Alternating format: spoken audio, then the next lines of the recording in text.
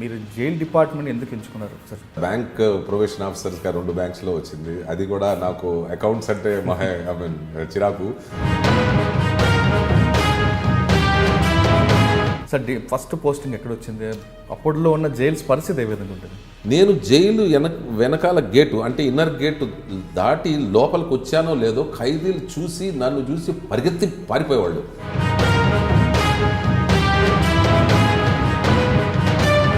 జైల్లో యొక్క ముఖ్య ఉద్దేశం ఏమిటి? కస్టోడియల్. జస్ట్ 4 గోళ్ల మధ్య వాళ్ళని పెట్టాలా, ఏదో భోజనం పెట్టాలా, లాకప్ చేసేయాలా, అంతవరకే. కానీ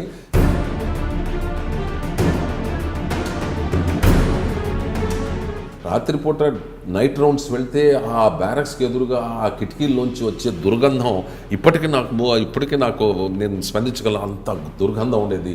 ఫ్యాన్లు ఉండేవి కావు. చాలా పరిస్థితి అధ్వానంగా ఉండేది.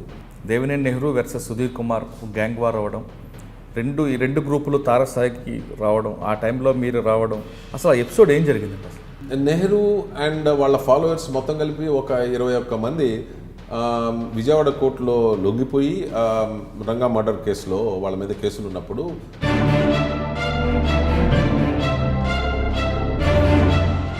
ఒక స్టేజ్లో నేను అప్పుడే జైల్లో ఎంటర్ అయ్యేటప్పుడు కుర్చీలు టేబుల్స్ అన్నీ విసురుకొని కొట్టేసుకుంటున్నారు అనమాట. ఇనప రైలు పట్టా ఉంటుంది, మేము గంటకు మోల్చడానికి ఆ రోజుల్లో ఇనప గంట, అది ఊడదీసేసి దేవినేని నెహ్రూ మీద అటాక్ చేయడానికి వచ్చాను.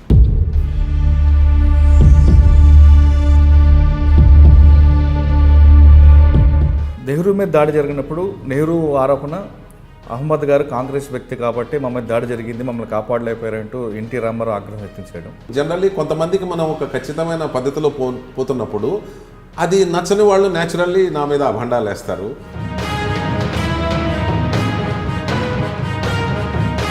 పరిటాల రవి మర్డర్కి మాత్రం చర్లపల్లి జైల్లోనే స్కెచ్ వేశారనేది సిబిఐ కూడా ఛార్జ్షీట్లు వేసింది.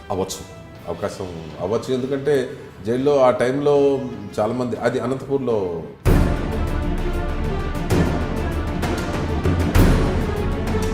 అంటే సమాజంలో ఏ విధంగా జరుగుతాయో అదే విధంగా చిన్న మినిస్క్యూల్ రూపంలో జైల్లో కూడా ఉంటుంది. 2005 నుండి ఒకేసారి వార్తల్లోకి వచ్చింది రవి మర్డర్ జరగడం, తర్వాత ఐఎస్ఐ తీవ్రవాదులు కొంతమంది జైలు అధికారులను దాడులు చేయడం. అంటే ఎందుకు ఒక్కసారి అంత బ్యాడ్ రికార్డుకి రావాల్సి వచ్చింది? ఆ బయట నుంచి ఎవరైతే కలెక్టర్కి వస్తారో ఖైదీల్ని, వాళ్ళు సెల్ ఫోన్ తీసుకొచ్చి వాళ్ళు ఒక నంబర్కి కలిపి అది ఫోన్ ఆన్లోనే పెట్టి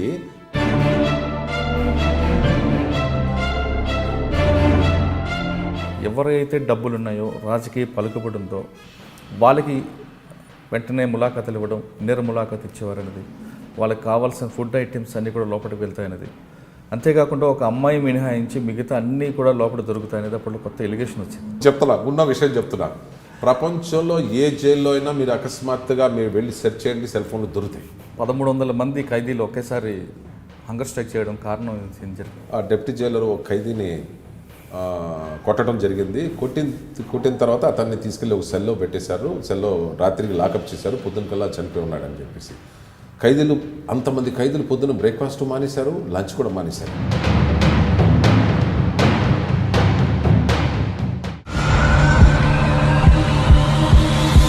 వెల్కమ్ టు క్రైమ్ డైరీస్. ఈ వారం మన గెస్ట్ జైల్స్ డిపార్ట్మెంట్లో 37.5 సంవత్సరాలు పనిచేసిన ప్రిజనర్స్ ఐజీ ఎంఆర్ అహ్మద్ గారు. అహ్మద్ గారు జైల్ డిపార్ట్మెంట్లో బ్రిటిష్ వాళ్ళు కట్టిన జైల్స్ ఇప్పుడు ఉన్నాయో ఆ టైంలో పనిచేసి తర్వాత హైటెక్ జైలుగా మారిన తర్వాత అతను బయటకు వచ్చారు. ఒక విధంగా చెప్పాలంటే జైలు శాఖను ప్రక్షాళన చేసిన వ్యక్తి. అయితే అతను సర్వీస్కి వచ్చినప్పుడు జైల్స్ డిపార్ట్మెంట్ ఏ విధంగా ఉండేది, అతను ప్రక్షాళన చేసిన తర్వాత ప్రస్తుతం జైల్ డిపార్ట్మెంట్ ఏ స్థాయిలో ఉంది, మిగతా అన్ని రాష్ట్రాల కన్నా తెలుగు రాష్ట్రాల జైల్స్ ఎంత అందంగా ఉన్నాయి, ఎంత రిఫార్మ్స్ అవుతున్నాయి అనే విషయాన్ని అహ్మద్ గారు అంటే తెలుసుకుంది. ఎంఆర్ అహ్మద్ గారు నమస్కారం అండి. నమస్తే అండి. నమస్తే సార్. మిమ్మల్ని దాదాపు 15 సంవత్సరాలను చూసిన మీరు అప్పుడు ఏ విధంగా అందంగా నవ్వుతున్నారు, ఇప్పుడు అదే ఉన్నారు. అది ఫస్ట్ దానికి కారణం ఒకటి చెప్పాల్సి వస్తుంది. 2, మీరు ముషీరాబాద్ జైల్లో పనిచేసిన టైంలో ఒక గ్యాంగ్ వార్ జరిగింది. దేవినేని నెహ్రూ వర్సెస్ సుధీర్ కుమార్. ఒక దశలో ముషీరాబాద్ జైల్లో మర్డర్ జరుగుతారనే టైంకి ఎంఆర్ అహ్మద్ గారు రావడం, ఆ ఇష్యూ అక్కడ ఆగింది అనేది అప్పుడు పత్రికల్లో చాలా బాగా వచ్చాయి. దాంతో దేవినేని నెహ్రూ గారి మీద దాడులు జరగడానికి జరుగుతున్న టైంలో అహ్మద్ గారు ఎందుకు స్పందించలేదంటూ అప్పుడు ముఖ్యమంత్రి ఎన్టీ రామారావు గారు కొంచెం క్వశ్చన్ చేసినట్లుగా దాని తర్వాత మీ ప్రక్షాళన చేయడం వరుసగా ఎపిసోడ్లు జరిగాయి. ఇవన్నిటికీ చెప్పే ముందు ఒకసారి మీ ఫ్యామిలీ బ్యాక్గ్రౌండ్, మీరు జైల్ డిపార్ట్మెంట్ ఎందుకు ఎంచుకున్నారు సార్? అందరిలాగే నేను గ్రూప్ 1 సర్వీసెస్, ఐఏఎస్, ఐపీఎస్ ఈ పరీక్షల కోసం ప్రయత్నం చేశాను. కానీ నా ఫస్ట్ అండ్ ఫార్మోస్ట్ చాయిస్ ఏంటంటే ఆర్మీలో జాయిన్ అవ్వాలని. నేను స్కూల్లో కూడా కాలేజీలో కూడా ఎన్సీసీ అంటే మహా ఆసక్తి ఉండేది. సో నాకు సాధ్యమైన అన్ని సర్టిఫికేట్స్ అన్నీ సంపాదించాను. కాలేజీ లెవెల్లో కూడా నేను రిపబ్లిక్ డే పెరేడ్ వెళ్ళాను, సి సర్టిఫికేట్ సంపాదించాను, క్యాంప్స్ అటెండ్ అయ్యాను, షూటింగ్ కాంపిటీషన్స్లో ఫస్ట్ వచ్చాను. అయితే ఆర్మీలో జాయిన్ అవ్వాలనుకున్న స్టేజ్లో మా ఫ్యామిలీలో కొంచెం వాళ్ళు బాధపడ్డారు. అంటే మా ఫ్యామిలీలో నేను పెద్దవాడిని, నా తర్వాత 5 సిస్టర్స్, దాని తర్వాత ఒక తమ్ముడు. సో వాళ్ళందరూ ఆర్మీలో ఎందుకు జాయిన్ అవుతారని కొంచెం బాధపడ్డారు. తర్వాత నాకు సిఆర్పిఎఫ్లో అసిస్టెంట్ కమాండెంట్గా సెలెక్షన్ అయ్యాను. చాలామంది అడ్వైజ్ చేశారు ఫ్యామిలీ లైఫ్ ఉండదు వద్దని. తర్వాత బ్యాంక్ ప్రొబేషన్ ఆఫీసర్స్గా 2 బ్యాంక్స్లో వచ్చింది. అది కూడా నాకు అకౌంట్స్ అంటే చిరాకు. ప్లస్ యూనిఫామ్ జాబ్ కావాలని చెప్పేసి I wrote exams and then group 1లో 1979లో నాకు సెలెక్షన్ వచ్చింది. అప్పుడు డెప్యూటీ సూపరింటెండెంట్ ఆఫ్ ప్రిజన్స్ ఆ సెలెక్షన్ అయిన తర్వాత ఇక్కడ స్టేట్కి తిరిగి వచ్చాను. అప్పుడు దాకా నేను ఢిల్లీలో ఎలక్షన్ కమిషన్ ఆఫ్ ఇండియాలో పనిచేసేవాడిని. ఓకే, కానీ మీ జైల్ డిపార్ట్మెంట్ వచ్చిన ఆ ఎపిసోడ్ చెప్పే ముందు నేను ఇందాక ఫస్ట్ ఒక క్వశ్చన్ అడిగాను మీకు. మీరు అప్పటి నుండి ఇప్పుడు అదే ఏజ్, అదే ఫిజిక్, ఆ స్మైల్ ఎలా మెయింటైన్ చేస్తున్నారు? నాకైతే తెలియదు. బట్ నా దృక్పథం ఏంటంటే నేను ఎప్పుడు కూడా నెగిటివ్ పాయింట్స్ నాలో నేను దాచుకోను. నేను అందరినీ సమానంగా చూస్తాను, అందరితో మంచిగా మాట్లాడతాను. అందరూ తప్పులనేది ఎవరైనా చేస్తారు, సహజం అది. మనం ఒకతను మన ఏదో ద్వేషించాడని మన అగెన్స్ట్ మాట్లాడని చెప్పి అది మనసులో పెట్టుకొని దాన్ని ఆలోచిస్తూ నేను అలాంటి మనిషిని కాదు. నేను పాజిటివ్ ప్లస్ నేను లైఫ్ యాజ్ ఇట్ కమ్స్ అంటే హ్యాపీగా తీసుకుంటాను. సో నాకు టెన్షన్ లేదు. నేను హాబీస్ ఉన్నాయి. నేను పొద్దున్నే టెన్నిస్ ఆడతాను, సాయంత్రం మా ఫ్యామిలీతో బయటకు వెళ్తాము. My children are settle in US. సో నాకు ఫ్రెండ్స్తో టైం స్పెండ్ చేయడం ఇష్టం. అప్పుడప్పుడు ఫిల్మ్స్ వెళ్తాం, టెన్నిస్ ఆడటం, ఇవన్నీ. క్రికెట్ అంటే మహా ఇష్టం. అందుకే బాడీ ఫిజిక్ కరెక్ట్ మెయింటైన్ చేస్తున్నారు. కొంచెం కష్టపడితే పాజిటివ్ థింక్ మైండ్లో ఉండడం వల్ల కూడా మీకు మీ ఫేస్లో రిఫ్లెక్ట్ అవుతుంది. ఐ థింక్ నేను ఆల్వేస్ పాజిటివ్గానే ఆలోచిస్తాను, ఎప్పుడు నెగిటివ్గా ఆలోచించలా. ఎవరైనా ఇది కాదంటే ఎందుకు కాకూడదని చెప్పి ఆలోచిస్తాను. కొత్తలో ఈ చల్లపల్లి జైలు డిజైన్ చేసే స్టేజ్లో చాలామంది అన్నారు జైలు కట్టాలంటే ఆ రోజుల్లో 25 కోట్లు అవుతుంది. మాలో డిపార్ట్మెంట్లో ఆఫీసర్ చాలామంది అన్నారు అయ్యే పని కాదు, ఊరికే టైం వేస్ట్ అని చెప్పేసి. నేను చెప్పాను ఎందుకు అవ్వకూడదు, జైలు ఎప్పుడోసారి కట్టాలా. పాత జైల్స్ అన్నీ కొద్ది రోజుల తర్వాత పనికి రాకుండా పోతాయి, కొత్త జైలు కట్టాలి, కరెక్టే అది కరెక్టే అని చెప్పి. చివరికి అది గవర్నమెంట్ ఒప్పుకుంది, స్థలం మేము ఐడెంటిఫై చేశాము, జైలు కట్టాము. ఆ జైలు కట్టేటప్పుడు ఇండియాలో బెస్ట్ జైలుగా అక్కడ parliament delegation ministry of home affairs నుంచి వచ్చి జైలు చూసి ఆశ్చర్యపోయి ఇది ఇండియాలో ఉన్న బెస్ట్ జైలు అని చెప్పి కితాబ్ ఇచ్చారు దీనికి, చల్లపల్లి జైలుకి. ఓకే, సో ఇవన్నీ సాటిస్ఫాక్షన్ ఇస్తాయి. చేస్తున్న కొలది మీకు సాటిస్ఫాక్షన్, ఇంకా చేయాలనిపిస్తుంది. ఓకే సార్, ఫస్ట్ పోస్టింగ్ ఎక్కడ వచ్చింది? అప్పట్లో ఉన్న జైల్స్ పరిస్థితి ఏ విధంగా ఉంటుంది? 1 year ట్రైనింగ్ నా రాయవెల్లూరులో రీకా అనే ప్రిజన్ అకాడమీలో ట్రైనింగ్ అయిన తర్వాత ఫస్ట్ పోస్టింగ్ నాకు విశాఖపట్నంలో ఇచ్చారు. ఆ రోజులు ఇంకా నాకు చాలా గుర్తుకున్నాయి. అప్పుడు మా సుపీరియర్ ఆఫీసర్ సూపరింటెండెంట్ గారు సెకండ్ వరల్డ్ వార్లో వెటరన్ అనమాట. అక్కడ ఆయన ఉద్యోగం చేసి ఇచ్చిన తర్వాత ఆయన జైల్ సర్వీస్లో జాయిన్ అయ్యాడు. ఆయన కింద పనిచేయడం జరిగింది. ఆయన దగ్గర చాలా నేర్చుకున్నాను. So wonderful officer. కాకపోతే యాజ్ ఎ యంగ్స్టర్ కొత్తగా జైల్ సర్వీస్లో వచ్చిన తర్వాత నేను గమనించింది ఏంటంటే అదొక మరో ప్రపంచం. అక్కడ ఖైదీలు, స్టాఫ్, అదొక డిఫరెంట్ వరల్డ్. అందరూ స్టాఫ్ కూడా 4 గోడల మధ్యలో ఉండి వాళ్ళ మనస్తత్వం కూడా ఉక్కుపస్తా మండూకంలాగా ఉంటుంది అనమాట. ఖైదీలు ఎలాగో భయపడతారు, జూలో ఉన్న యానిమల్స్ లాగా ఉంటారనమాట. ఒక అధికారి రౌండ్ నేను ఎప్పుడు సాయంత్రం పూట 3-3:30 మధ్యలో నేను జైలు రౌండ్ చేసేవాడిని ఖైదీలు చూడటానికి. నేను జైలు వెనకాల గేటు అంటే ఇన్నర్ గేటు దాటి లోపలికి వచ్చానో లేదో ఖైదీలు నన్ను చూసి పరిగెత్తి పారిపోయేవాళ్ళు. నాకని ఇదేమిటిది, ఖైదీలు నన్ను చూసి భయపడి పారిపోతున్నారని చెప్పి మెల్లిమెల్లిగా నేను ఖైదీల్ని పిలిచేవాడిని దగ్గరికి, ఇట్రా అని చెప్పేసి. వాళ్ళు భయపడుతూ వచ్చేవాళ్ళు. మెల్లిగా నేను మాట్లాడాను, ఏం పేరు, ఏం కేసు, మీ ఫ్యామిలీ అంతా, మీ ఎంతమంది పిల్లలు మెల్లిమెల్లిగా మాట్లాడటం మేము చేసాం. ఆ ఖైదీలకి ఒక రకమైనటువంటి ఒక ధైర్యం వచ్చింది. అది ఈ చిన్న దొర, ఆ రోజుల్లో నన్ను చిన్న దొర అంటే డిప్యూటీ సూపరింటెండెంట్ చిన్న దొర అనేవారు, సూపరింటెండెంట్ పెద్ద దొర అనేవాళ్ళు. సో ఈ చిన్న దొర ఏంటి ఇలా ఉన్నాడు, అందరితో మాట్లాడుతున్నాడు అది అని చెప్పి ఖైదీల్లో ఒక రకమైన భావం, ఒక మంచి అభిప్రాయం ఏర్పడి they used to come to me. నేను వాళ్ళతో మాట్లాడేవాడిని. స్లోగా నేను I went deep into the aspect of crime, criminals ఎందుకు జరుగుతున్నాయని చెప్పి.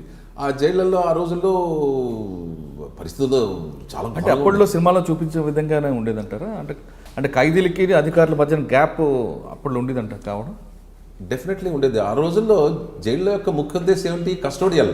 జస్ట్ 4 గోళ్ల మధ్య వాళ్ళని పెట్టాలా, ఏదో భోజనం పెట్టాలా, లాకప్ చేసేయాలా, అంతవరకే. కానీ వీళ్ళు మనుషులే, వీళ్ళకి అవసరాలు ఉంటాయి, వీళ్ళకి ఫ్యామిలీస్ ఉంటాయి. జైలుకి రావటం వల్ల ఎన్నో కష్టాలు అనిపిస్తాయి.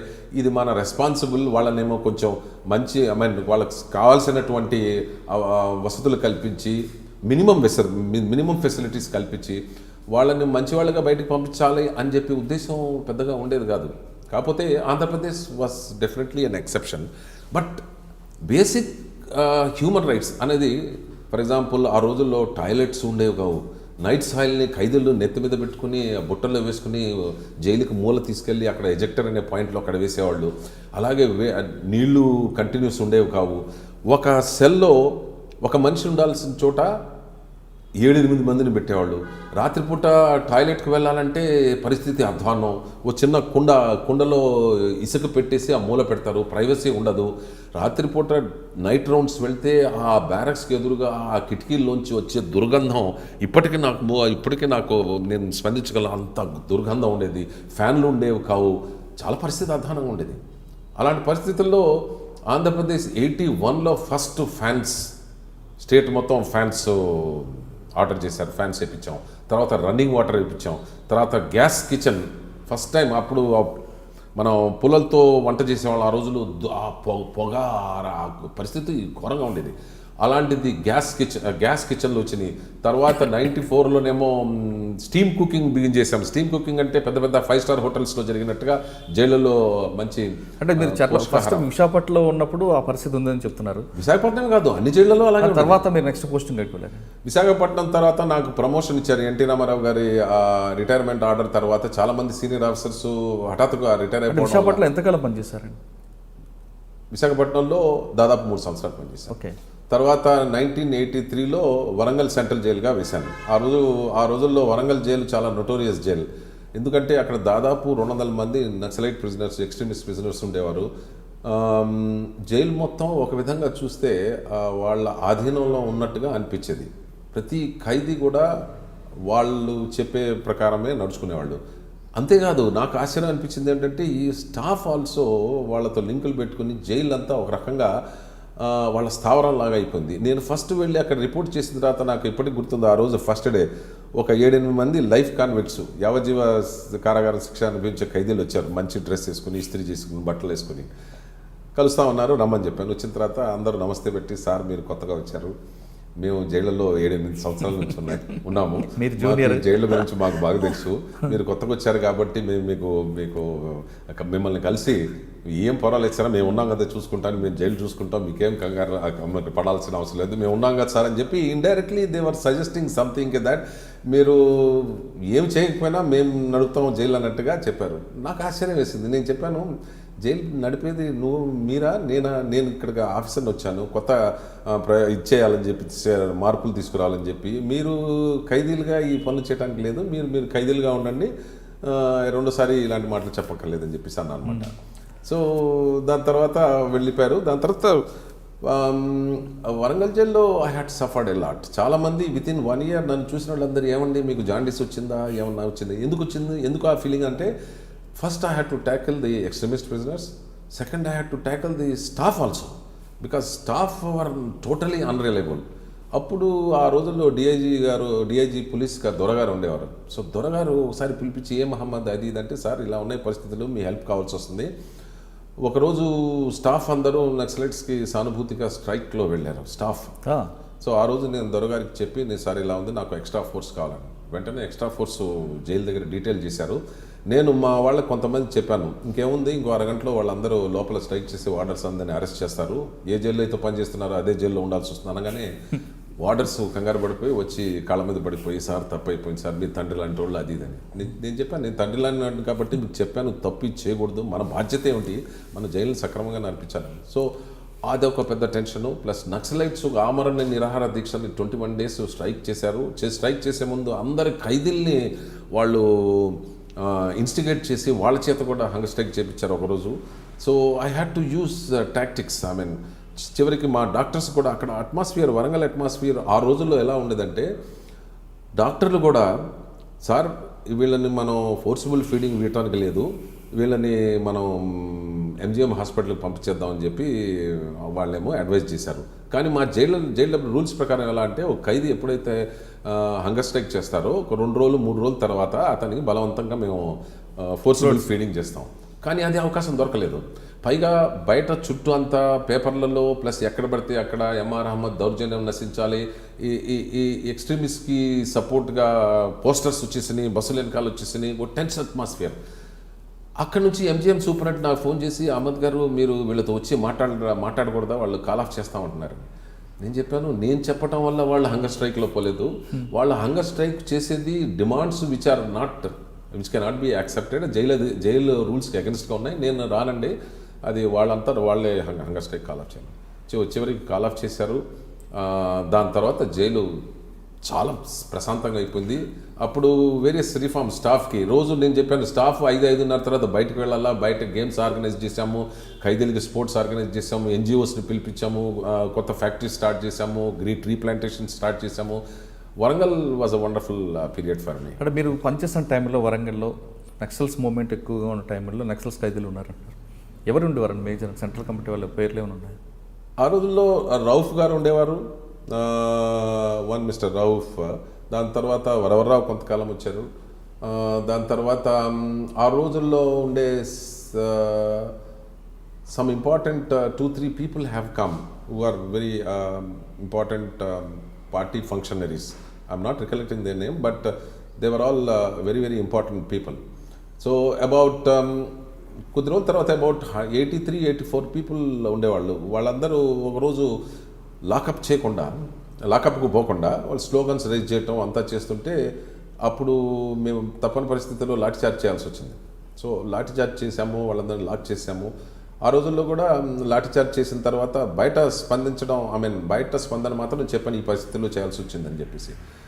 బట్ లక్కీలీ దాని ఫాలోఅవుట్ పెద్దగా లేదు. బట్ నా పేరు వాళ్ళ యొక్క రికార్డ్స్లో వచ్చిందని చెప్పి పోలీస్ డిపార్ట్మెంట్ నుంచి వచ్చి అప్పటి నుంచి రిటైర్ అయ్యేంత వరకు నాకు పోలీస్ ప్రొటెక్షన్ అంతా ఇచ్చారు. But then at some point the extremists also realized here is an officer who is a straightforward and who is sincere officer. ఆయన మానవ హక్కుల ఉల్లంఘన కానీ అలాంటి చేసే మనిషి కాదని వాళ్ళు రియలైజ్ అయినట్టుగా నాకు తెలిసిన తర్వాత. ఎందుకంటే నేను జనశ్రవంతిలో కలిసిన ఎక్స్ట్రీమిస్ట్ బిజినెస్ నన్ను నుంచి కలిసారు. తర్వాత వాళ్ళకు కూడా నేను సహాయం చేయడం జరిగింది రీహాబిలిటేషన్ పోలీస్ డిపార్ట్మెంట్తో. వాళ్ళందరూ వచ్చి they used to tell sir మీరు ఇలా ఆ రోజు ఇలా అన్నారు, స్పందించారు సార్ మేమంతా. సార్ జైల్లో మీరు చెప్తున్నట్లుగా నక్సల్స్తో పాటు కొంతమంది క్రిమినల్స్ వస్తుంటారు. వాళ్ళు బయట రకరకాల క్రిమినల్ చేసుకుంటూ కేసుల మీద లోపలికి వచ్చిన తర్వాత ఒక్కోసారి జైల్లో ఎదురు పడితే అటు మీరు సాఫ్ట్గా ఉండి కాకుండా వాళ్ళు కూడా రివర్స్ అయితే మీ దగ్గర ఇలాంటి ఆర్మ్స్ ఉండవు. ఆ టైంలో మీరు వాళ్ళని ఎలా కంట్రోల్ చేస్తారండి? జైళ్ళ వ్యవస్థ చాలా ఘోరంగా ఉండేది ఒకప్పుడు. వరంగల్లోనే మేము నక్సలైట్స్ని డీల్ చేయడానికి అత్యవసర పరిస్థితుల్లో ఏమన్నా ఆయుధాలను ఉపయోగించడానికి మా దగ్గర పాతకాలపు 410 మస్కెట్లు ఉండేది. ఈ విషయం నేను డిఐజీ దొరగారికి చెప్పినప్పుడు ఆయన షాక్ అయ్యారు. ఏ మహమ్మద్ మీ దగ్గర పిస్టల్స్ రివాల్వర్స్ కూడా లేవు సార్ అన్నాం. అనేటప్పటికీ ఇదేమిటి మహమ్మద్ మీరు ఎలాగ మీ ఆత్మరక్షణ, మీరు బయటికి వెళ్తుంటారు, మీ ఆఫీసులు బయటికి వెళ్తుంటారు, బయట ఏమైనా జరిగితే ఎలాగా? లేదు నేను ఇప్పుడే ఇమ్మీడియట్లీ ఎస్పీ గారికి ఫోన్ చేస్తాను. ఎస్పీ ఆ రోజుల్లో అరవిందరావు గారు ఉండేవారు, ఆయన కలవమన్నారు. నేను ఇక్కడ వెళ్ళగానే ఆయన వెంటనే 9 weapons ఇచ్చి అందరు ఆఫీసర్లని బయటకు వెళ్ళేటప్పుడు జాగ్రత్తగా తీసుకెళ్ళమని చెప్పి మాకు ధైర్యం ఇచ్చారు. ఆ ధైర్యం, ఆ కోఆర్డినేషను ఆ రోజుల్లో అక్కడ ఉమాపతి గారు ఉండేవారు, దొర గారు ఉండేవారు, అరవిందరావు గారు ఉండేవారు, చాలామంది ఉండేవారు. మంచి కోఆర్డినేషన్ ఉండేది. ఆ కోఆర్డినేషన్ వల్ల జైలు సక్రమంగా పీస్ఫుల్గా నడవడానికి చాలా చాలా దోహదపడుతుంది. అంటే మీరు చెప్తున్నట్లుగా వెపన్ అనేది బయటికి వెళ్తున్నప్పుడు మీరు క్యారీ చేయడం అనేది, Yeah. ఇన్సైడ్ వచ్చినప్పుడు వాళ్ళు ఎవరైనా అటాక్ చేస్తే మీ ప్రొటెక్షన్కి ఏ విధంగా ఉంటారు? ఇన్సైడ్ నెంబర్ 1 వెపన్స్ తీసుకెళ్ళడానికి వెళ్ళలేదు. రెండోది ఏం చేస్తామంటే మాకు క్లాసిఫికేషన్ ప్రకారం ఎవరైతే కొంచెం డేంజరస్ అనుకుంటామో అలాంటి వాళ్ళని మనం సెపరేట్ ఏరియాలో లాకప్ చేస్తాం. అక్కడ వాళ్ళని కాపలా కట్టడానికి మంచి వాళ్ళని పెడతాము. ఎప్పుడు కూడా అందరు కలిసి ఒక చోట రావడానికి వీలు ఉండదు. కాకపోతే సాధారణ ఖైదీలు వీళ్ళు ఒక చోట గుమ్మిగున్నా కూడా వాళ్ళ వల్ల ఏం పెద్ద ఇబ్బంది ఉండదు. కాకపోతే రెండోది ఏంటంటే ఖైదీలందరికీ కూడా తెలుసు మేము జైలు అధికారులకి అగెన్స్ట్గా వాళ్ళ పైన తిరుగుబాటు చేస్తే నష్టం వాళ్ళకే అని చెప్పి ఖైదీలందరికీ దాదాపు తెలుసు. ఎప్పుడో రేర్లీ అలాంటి సంఘటనలు ఎప్పుడో ఒకసారి జరుగుతాయి. జైలు అధికారుల మీద దాడి చేయటం అనేది సంఘటనలు చాలా అరుదు. చాలా. ఒకవేళ అటువంటి సంఘటన వచ్చినప్పుడు మిమ్మల్ని మీరు ప్రొటెక్ట్ చేసుకోవడానికి ఏం చేస్తారండి? నెంబర్ 1 ది ప్రొసీజర్ ప్రకారం ఫస్ట్ సైరన్ రైజ్ చేస్తాం జైల్లో. అప్పుడు స్టాఫ్లో ఉండే క్వార్టర్స్లో ఉండే స్టాఫ్ అంతా జైలుకి వచ్చేస్తారు. వెంటనే హుటాహుటిన లాఠీలు తీసుకొని వస్తారు. సో మా ఫస్ట్ ఆయుధం అనేది లాఠీ. అది కూడా మేము వెంటనే ఉపయోగించాం. వాళ్ళందరికీ వార్నింగ్ ఇస్తాం, అందరు వెళ్ళిపోమని చెప్పేసి. అప్పటికి కనుక వాళ్ళు చేయకపోతే ఆ పరిస్థితుల్ని బాగా అంచనా వేసుకొని ఇది మన లాఠీలతో మన యొక్క ఆధ్వర్యంలో ఇది మనం కంట్రోల్ చేయగలమా లేదా అనేది. లేదు చాలా పెద్ద ఉధృతంగా నడుస్తుంది, ఇంకా గొడవలు అవడానికి ఇంకా పెద్ద అవసరం ఉన్నప్పుడు అవసరం ఉందనుకున్నప్పుడు పోలీస్ డిపార్ట్మెంట్ ఫోన్ చేసి వాళ్ళ సహాయాన్ని కోరుతాం. ఒకవేళ పోలీసుల మీద దాడి చేసాడు అనేది మీ సిబ్బంది మీద అటాక్ చేస్తే వాళ్ళ మీద ఎలాంటి యాక్షన్ ఉంటుంది? నెంబర్ 1 వాళ్ళ మీద పోలీస్ కేసు ఒకటి బుక్ చేస్తాము, కోర్టులో కేసు నడుపుతాం. రెండోది అతన్ని జైలు మాన్యువల్ ప్రకారం ఇది నేరం కాబట్టి, జైలు నేరం కాబట్టి వాళ్ళని ఫస్ట్ సెపరేట్ చేసేస్తాం. ఎంక్వైరీ చేసి వాళ్ళని మేము జైలు శిక్ష కూడా వేయడానికి అవకాశం. అంటే జైలు శిక్ష అంటే వాళ్ళకి ఇంటర్వ్యూస్ 3 నెలల వరకు కట్ చేయొచ్చు, వాళ్ళనేమో సెల్లో బంధించవచ్చు, సెపరేట్ కన్ఫైన్మెంట్ చేయొచ్చు, ఇలాంటి ప్రివిలేజెస్ని కట్ చేయొచ్చు. అంటే రేషన్ కూడా కట్ చేయడం ఉంటుంది. రేషన్ ఎప్పుడు వచ్చింది మన జైళ్ళలో ఎప్పుడు కూడా పీనల్ డైట్ అని బ్రిటిష్ కాలంలో ఉండేది ఒకటి. ఆ పీనల్ డైట్ అంటే పనిష్మెంట్గా వాళ్ళకి ఇవ్వాల్సిన భోజనం తగ్గించి ఇచ్చేవాళ్ళు. అలాంటిది మనం ఎప్పుడూ అమలు చేయలేదు. ఓకే. వరంగల్లో ఎంతకాలం పనిచేస్తే తర్వాత నెక్స్ట్ పోస్ట్? వరంగల్లో 3 ఏళ్ళు పనిచేశాను. 3 ఏళ్ళ తర్వాత ముషీరాబాద్ జైలు అని చెప్పేసి సికింద్రాబాద్లో ఉన్న జైలుకి వచ్చాను. 4.5 సంవత్సరాలు పనిచేశాను అక్కడ.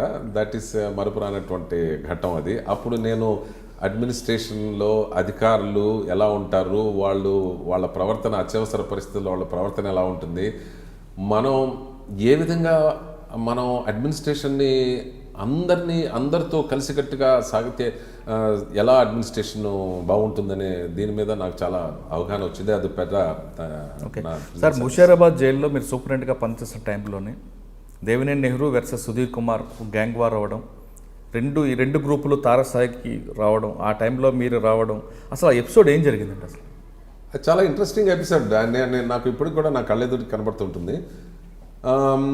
నెహ్రూ అండ్ వాళ్ళ ఫాలోవర్స్ మొత్తం కలిపి ఒక 21 మంది విజయవాడ కోర్టులో లొంగిపోయి రంగా మర్డర్ కేసులో వాళ్ళ మీద కేసులు ఉన్నప్పుడు వాళ్ళకి ప్రాణాపాయం ఉందని చెప్పేసి వాళ్ళు లొంగిపోతే అప్పుడు వాళ్ళని ముషీరాబాద్ జైల్లో ఉంచారు, రిమాండ్ చేశారు. ఆ టైంలో మాకు తెలుసు వీళ్ళ బ్యాక్గ్రౌండ్, వీళ్ళకి ప్రాణాపాయం ఉందని చెప్పేసి వీళ్ళని జైల్లో ఒక మూల బాగా సురక్షితమైన ప్లేస్లో పెట్టాము. అలా ఉన్నప్పుడు సుధీర్ కుమార్ వాళ్ళ ఫాలోవర్స్ మొత్తం కలిపి అసెంబ్లీ స్పీకర్ ద్వారా 30 రోజులు శిక్ష పడి మా జైలుకి తీసుకొచ్చారు. వీళ్ళు కాంగ్రెస్ సంబంధించిన వాళ్ళు, అటు నెహ్రూ వాళ్ళు టీడీపీకి సంబంధించిన వాళ్ళు. సో వాళ్ళ మధ్యలో చాలా టెన్షన్ ఉండేది. అందుకని ఆ గ్రూప్ని మనం వేరే చోట పెట్టాం. వీళ్ళని కలవటానికి ఇంటర్వ్యూస్ ఇచ్చినప్పుడు మనం వీళ్ళిద్దరికీ ఒకేసారి ఇంటర్వ్యూ ఇవ్వకూడదు కూడా. కానీ ఒక రోజు నేను మధ్యాహ్నం మా హెడ్ ఆఫీస్లో డీజీ గారితో మీటింగ్ ఉంటే ఆ మీటింగ్కి నేను వెళ్ళాను. ఆ మీటింగ్ సాయంత్రం 6 వరకు నడిచింది. ఈ మధ్యలో నాకు తర్వాత తెలిసిన విషయం, ఈ మధ్యలో ఏమైంది, తెలుగుదేశం గ్రూప్ వాళ్ళకి ఇంటర్వ్యూస్ వచ్చినాయి, అదే టైంలో కాంగ్రెస్ వాళ్ళకి కూడా ఇంటర్వ్యూస్ వచ్చినాయి. మా వాళ్ళు కొంచెం అజాగ్రత్తతో అదే టైంలో ఇంటర్వ్యూ ఇచ్చారు. ఆ ఇద్దరు గ్రూప్ వాళ్ళు ఇనప చువల్ అటుపక్క, వీళ్ళేమో ఇటుపక్క. వాళ్ళలో మాటలు పెరిగినాయి. అప్పుడు ఇక ఆ సంఘటన చూస్తుండగానే పెద్ద గొడవ అయిపోయి అటు వాళ్ళు కొట్టుకోవడం మించేశారు, వీళ్ళు కొట్టుకోవడం మించేశారు. ఒక స్టేజ్లో నేను అప్పుడే జైల్లో ఎంటర్ అయ్యేటప్పుడు కుర్చీలు, టేబుల్స్ అన్నీ విసురుకొని కొట్టేసుకుంటున్నారన్నమాట. ఆ స్టేజ్లో నేను గమనించింది, వన్ ఆఫ్ ది ప్రిజనర్స్ ఆ ఇనప రైలు పట్టా ఉంటుంది, మేము గంటకు మోయించడానికి ఆ రోజుల్లో ఇనప గంట, అది ఊడదీసేసి దేవినేని నెహ్రూ మీద అటాక్ చేయడానికి వచ్చాను. అదే టైంలో నేను ఎంటర్ అయిన వెంటనే వెళ్ళి నేను ఆ నెహ్రూని అలా కావలించుకొని పక్కకి లాగేసుకొని వెంటనే నా రూమ్కి తీసుకెళ్ళిపోయి పైన ఆయన రూమ్లో పెట్టేసి బయట నుంచి తాళం వేశాను. బయట నుంచి తాళం వేసి కిందకు వచ్చి నేను సుధీర్ కుమార్ వాళ్ళ గ్రూప్తో మాట్లాడాను. ఏం సంగతి, ఎందుకని, ఏమిటంటే మాకు అలా చేశారు సార్, ఇలా తిట్టారు, అది తిట్టారని చెప్పేసి. అరే శాంతంగా ఆలోచించండి, మీరందరూ తెలియని విషయం కాదని చెప్పి కూర్చోబెట్టి మాట్లాడించి వాళ్ళని పంపించి తర్వాత నెహ్రూ దగ్గరికి వెళ్ళి ఆయనతో మాట్లాడి దీనివల్ల నష్టం మీకేనండి, అనవసరం చెడ్డ పేరు వస్తుంది బయట, అది అని చెప్పి ఆయన్ని శాంతపరిచి మళ్ళీ ఆయనని పంపించడం జరిగింది. సో ఆ ఇన్సిడెంట్ నేను అనుకుంటున్నాను ఇప్పుడు నేను ఒక 1-2 నిమిషాలు లేట్గా వచ్చిందంటే ఆ పరిస్థితి దారుణంగా తయారై ఉండేది. But anyway all is well that ends well అని చెప్పి ఎండ్ అయిపోయింది. తర్వాత కొద్ది రోజుల తర్వాత మళ్ళీ సుధీర్ కుమార్ వాళ్ళ అనుచరులకి వాళ్ళందరికీ ఇచ్చినటువంటి 30 రోజుల శిక్ష ముగింపు టైంలో 29వ రోజున 30 రోజుల శిక్ష ఇచ్చారు. అంటే శిక్ష ముగింపుడు బెయిల్ ఇష్యూ కన్నా ముందు Devineni Nehru versus Sudheer Kumar gang war అయిన తర్వాత దేవినేని నెహ్రూ మీద దాడి జరిగింది, జైలు అధికారులు పట్టించుకోలేదంటూ అప్పట్లో ముఖ్యమంత్రి ఎన్టీ రామారావు గారు సీరియస్ అయ్యారనేది వార్తలు వచ్చేది. కానీ ఆయనకి నా ఉద్దేశంలో నెహ్రూ గారి ద్వారానే తెలిసినట్టుంది, లేదు జైలు అధికారుల వల్ల జైల్లో మా కార్యకర్తలను చంపేస్తారా అంటూ రామారావు గారు ఆగ్రహం వ్యక్తం చేశారనేది కూడా అప్పుడు వార్తలు అన్నారు. దాని తర్వాత అన్నట్టుగా నాకు కూడా తెలిసింది. దాని తర్వాత నాకు తెలిసింది ఏంటంటే నెహ్రూనే మళ్ళీ వాళ్ళకు వచ్చిన ఇంటర్వ్యూల ద్వారా చెప్పారు, లేదు జైలు అధికారుల వల్లనే అది కొంచెం సబ్సైడ్ అయ్యాలి, వాళ్ళ తప్పేం లేదన్నట్టుగా చెప్పారు. But there was a clash between the 2 people, that is a fact. Okay, తర్వాత మీరు చెప్తున్న బెయిల్ ఎపిసోడ్ చెప్పండి. That is another interesting incident. ఇప్పుడు శాసనసభ స్పీకర్ ద్వారా 30 రోజులు శిక్ష పడి మన జైలుకు వచ్చిన సుధీర్ కుమార్ అండ్ వాళ్ళ ఫాలోయర్స్ 29వ రోజు సుప్రీంకోర్టు ద్వారా నాకు ఒక ఆర్డర్ వచ్చింది, వాళ్ళని వెంటనే రిలీజ్ చేయమని. ఇక్కడ ఒక పక్క సుప్రీంకోర్టు యొక్క జ్యూరిస్డిక్షన్, రెండోది శాసనసభ యొక్క జ్యూరిస్డిక్షన్. శాసనసభ ఇండిపెండెంట్లీ ఆయన 30 రోజులు స్పీకర్ గారు శాసన తీర్మానం ప్రకారం ఇచ్చారు. సుప్రీంకోర్టు ఇచ్చిన ఆర్డరు 1 డే ముందు రిలీజ్ చేయమని. అలాంటప్పుడు ఒక జైలు అధికారిగా నా ముందు ఉన్న పెద్ద క్లిష్టమైన సమస్య ఏంటంటే శాసనసభ ఇచ్చిన తీర్మానం ప్రకారం పోవాలా, లేకపోతే సుప్రీంకోర్టు ఆర్డర్ ఇచ్చిన తీర్మానం ప్రకారం పోవాలా అనేది. దాని మీద దాని క్లారిఫికేషన్ కోసం నేను స్పీకర్ గారిని కాంటాక్ట్ చేయడానికి ట్రై చేశాను, ఆయన దొరకలేదు. ఈ మధ్యలో నేను హోమ్ సెక్రటరీ గారిని ఫోన్ చేసి నేను ఇలా పరిస్థితి అంటే నాకేం తెలియదు, నువ్వు చూసుకో బాబు, నువ్వు స్పీకర్ను వాచ్ చేసుకొని డీజీ గారిని అడిగితే డీజీ అన్నారు లేదు నువ్వు స్పీకర్ని కాంటాక్ట్ చేయి మాకు ఇది అని. ఆ పరిస్థితుల్లో నేను స్పీకర్ గారిని ఎక్కడ పట్టుకోవాలా, ఎక్కడున్నారని చెప్పి చేస్తుంటే సాయంత్రం 4 ఆయన ఇక్కడ ఖమ్మంలో అనుభవజనాల్లో ఉన్నారని తెలిసి అప్పుడు మెసేజ్ పంపించి ఆయన ద్వారా ఆర్డర్ తీసుకొని మళ్ళీ ఆయన సెక్రటరీ ద్వారా ఫ్యాక్స్ తెప్పించుకొని అప్పుడు అరౌండ్ 4:30, 5 o'clock వాళ్ళని రిలీజ్ చేశాం. అలా రిలీజ్ చేసినప్పుడు జైలు బయట ముషీరాబాద్ రోడ్డు మీద లారీల్లో యూత్ కాంగ్రెస్ వర్కర్స్, బయట ప్రెస్ వాళ్ళందరూ గేట్ దగ్గరే వచ్చేసారు.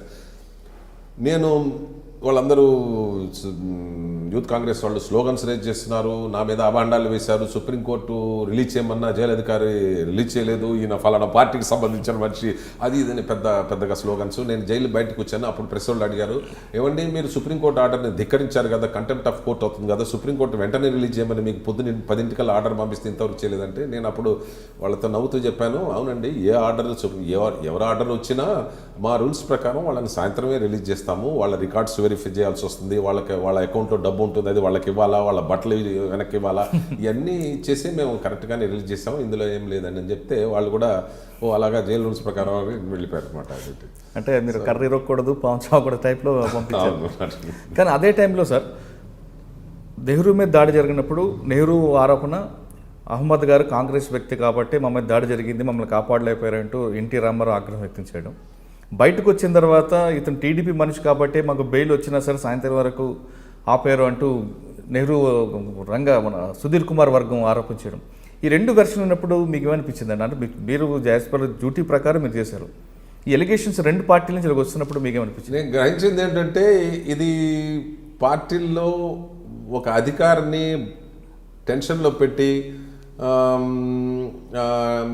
వాళ్ళు ఏదో ఒక స్టేట్మెంట్లు ఇవ్వడం అది జనరల్గా జరుగుతూనే వచ్చింది. కానీ నేను కానీ ఏ తప్పు చేయని అహ్మద్ గారి మీద ఇలా రెండు వైపుల నుంచి రెండు పార్టీలు ఎందుకు పడుతున్నప్పుడు మీకు ఎందుకంటే మనం ఖచ్చితంగా ఉన్నప్పుడు జనరల్లీ కొంతమందికి మనం ఒక ఖచ్చితమైన పద్ధతిలో పోతున్నప్పుడు అది నచ్చని వాళ్ళు న్యాచురల్లీ నా మీద అభండాలు వేస్తారు. ఆ నచ్చిన వాళ్ళు అంటారు ఇది చాలా మంచి వాళ్ళు ఆఫీసర్ అంటారు. రేపొద్దున అదే సంఘటన వేరే సంఘటన వీళ్ళకి అగెన్స్ట్కి పోయినప్పుడు వీళ్ళు మళ్ళీ దాని మీద అంటారు.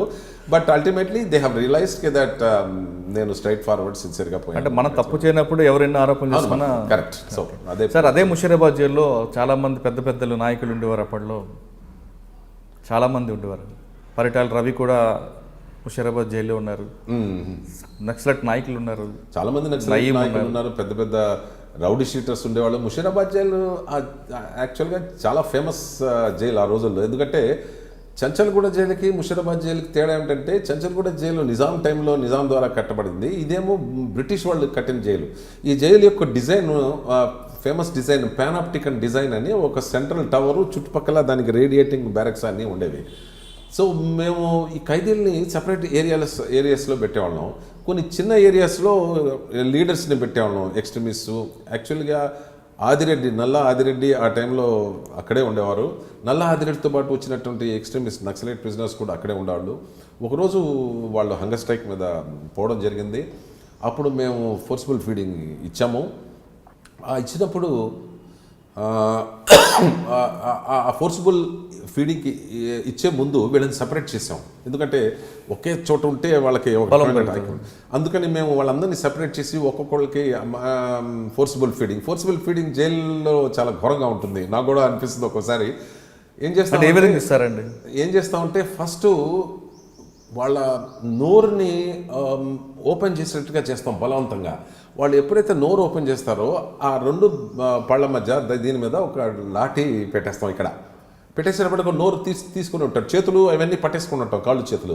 ఎప్పుడైతే నోరు తీసేసి పెడతాడో అందులో ఒక ట్యూబ్ పెట్టేసి డాక్టర్ ఆధ్వర్యంలోనే మేము చేయము, ఎప్పుడు మేము అంతా ఫోర్సిబుల్లీ చేతులు ఆ ట్యూబ్ స్టమక్లో పంపించి ఆ ట్యూబ్ ఒక ఎండ్లో ఒక ఫిల్టర్ ఒక ఇది పెట్టి ఫనెల్ మన గరాటా పెట్టి అందులో ఒక 1/2 లీటర్ మిల్కో లేకపోతే ఏమో సూపో ఏదో వేసేసి అది అంతా వెళ్ళిపోయిన తర్వాత మళ్ళీ ట్యూబ్ తీసేవాళ్ళం.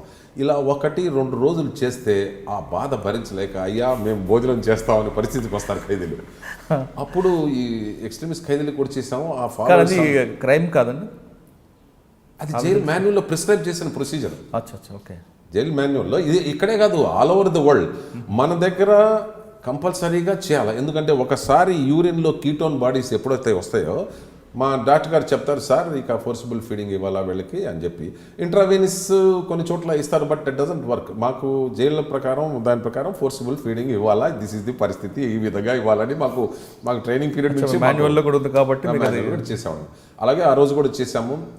కానీ ఆ నల్ల ఆదిరెడ్డి మాత్రం రోజు ఫోర్సిబుల్ ఫీడింగ్, బట్ మాట్లాడకుండా ఉండేవాళ్ళు. అలాగే 4-5 రోజులు అయిన తర్వాత మేమే చెప్పాల్సి వచ్చింది, మీ ఫాలోవర్స్ ఎప్పుడో ఫోర్సిబుల్ ఫీడింగ్స్ తీశారు, మీరు కూడా తినండి ఎందుకు అని చెప్పేసి. సో ఆయన కూడా మళ్ళీ భోజనం తింటాడు. వాళ్ళతో పాటు ఇంకెవరెవరు ఉండేవారంటే అప్పుడు?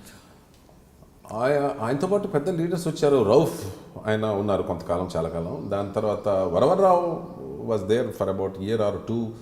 అందులో ఆయన ఉన్నప్పుడు పుస్తకం కూడా రాశారు జైళ్ళ గురించి, ఆయన యొక్క ఫీలింగ్స్, జైళ్ళలో ఉంటాం ఆయన ఫీలింగ్స్ దాని గురించి రాశారు. ఆయన రాసి దాన్ని పబ్లిష్ కూడా చేశారు. దాని ప్రకారం కూడా ఆయన పబ్లిష్ చేస్తానంటే I had to take permission. అప్పుడు నేను రికమెండ్ చేసి పంపించాను. జైల్లో ఆయన ఒక కవిగా ఒక పుస్తకం రాసినప్పుడు ఎగెన్స్ట్ ది అడ్మినిస్ట్రేషన్ లేనప్పుడు అలాంటప్పుడు పబ్లిష్ చేయడం తప్పే ఉంది. సో పబ్లిష్ అయింది. పబ్లిష్ అయిన తర్వాత ఫస్ట్ దాని ప్రతి నా పేరు అహ్మద్ గారికి అని చెప్పి ప్రేమతో అని చెప్పి ఆయన ఒక కాపీ కూడా ఇచ్చారు. సో నేను పనిచేసిన చోట బై అండ్ లార్జ్ నాకు పెద్దగా సమస్యలు రాలేదు. ఎందుకంటే I use to listen. First of all for an administrator listening is an art. First you listen to their problems. మనం జనరల్లీ మన అధికారులందరూ అసలు మాట్లాడేవారు ఖైదీల్ని. కొంచెం మాట్లాడగానే ఉండవయా నీకేం తెలియదు ఊరుకో మాట్లాడదు అది ఇది అని చెప్పేసి ఒక రకంగా దౌర్జన్యంగా బిహేవ్ చేయడం చూశాను నేను. అలా కాకుండా ఎప్పుడైతే ఓ జైలు ఆఫీసర్ ఎస్పెషల్లీ సూపరింటెండెంట్ ఖైదీలు చెప్పింది అతను భుజం మీద చేయి వేసి చెప్పు ఏం సంగతి అని చెప్పి అతనికి ఒక సమస్యకి పరిష్కారం ఇస్తే ఖైదీలందరికీ అతని మీద ఒక నమ్మకం ఉంటుంది, ఈ అధికారి స్ట్రైట్ ఫార్వర్డ్, అందుకని ఆ జైళ్ళలో గొడవలు జరగవు. సో నా సర్వీస్లో ఇన్ని చోట్ల నేను పనిచేశాను, అన్ని జైళ్ళలో పనిచేశాను. ఖైదీలు ఎప్పుడు కూడా నా మీద నమ్మకం ఉండి సార్ ఇది అని చెప్పి మనం దాని ప్రకారం వాళ్ళకి వాళ్ళ సమస్యలను పరిష్కారం చేయడం అంతా జరిగేది. ఓకే, వీళ్ళతో పాటు పరిటాల రవి కూడా ముషీరాబాద్ జైలు ఉన్నప్పుడు అతను ఏ విధంగా ఉండేవారు? పరిటాల రవి నా దగ్గర ఆ టైంలో లేరు, నేను వెళ్ళిన తర్వాత వచ్చినట్టున్నారు. ముషీరాబాద్ జైలు తర్వాత మీరు నెక్స్ట్ కూడా వెళ్ళారు? ముషీరాబాద్ జైలు తర్వాత గవర్నమెంట్ ఒక నిర్ణయం తీసుకుంది. ఎందుకంటే ముషీరాబాద్ జైలు, ఆ జైలు కట్టేటప్పుడు ఊరవతల ఉండేది, రాను ఊరంతా జైలు చుట్టూ పెరిగిపోయి అదొక పెద్ద సెంటర్ లాగా తయారయ్యేటప్పటికీ గవర్నమెంట్ చెప్పింది ఇంత సెంటర్లో జైలు ఉండాల్సిన అవసరం లేదు, దాని బదులు ఏమైనా ఒక మంచి హాస్పిటల్ కానీ అలాంటిది ఏమైనా కడితే ప్రజలందరికీ ఉంటుందని చెప్పేసి మమ్మల్ని అడిగారు, మీకు కొత్త జైలు శాంక్షన్ చేస్తాం, ఎక్కడ కట్టుకుంటారని. సో ఆ టైంలో కొత్త జైలు రావడం, స్వాతంత్రం వచ్చిన తర్వాత కొత్తగా జైలు కట్టిన సందర్భాలు అసలు లేవు, 1-2 తప్పితే.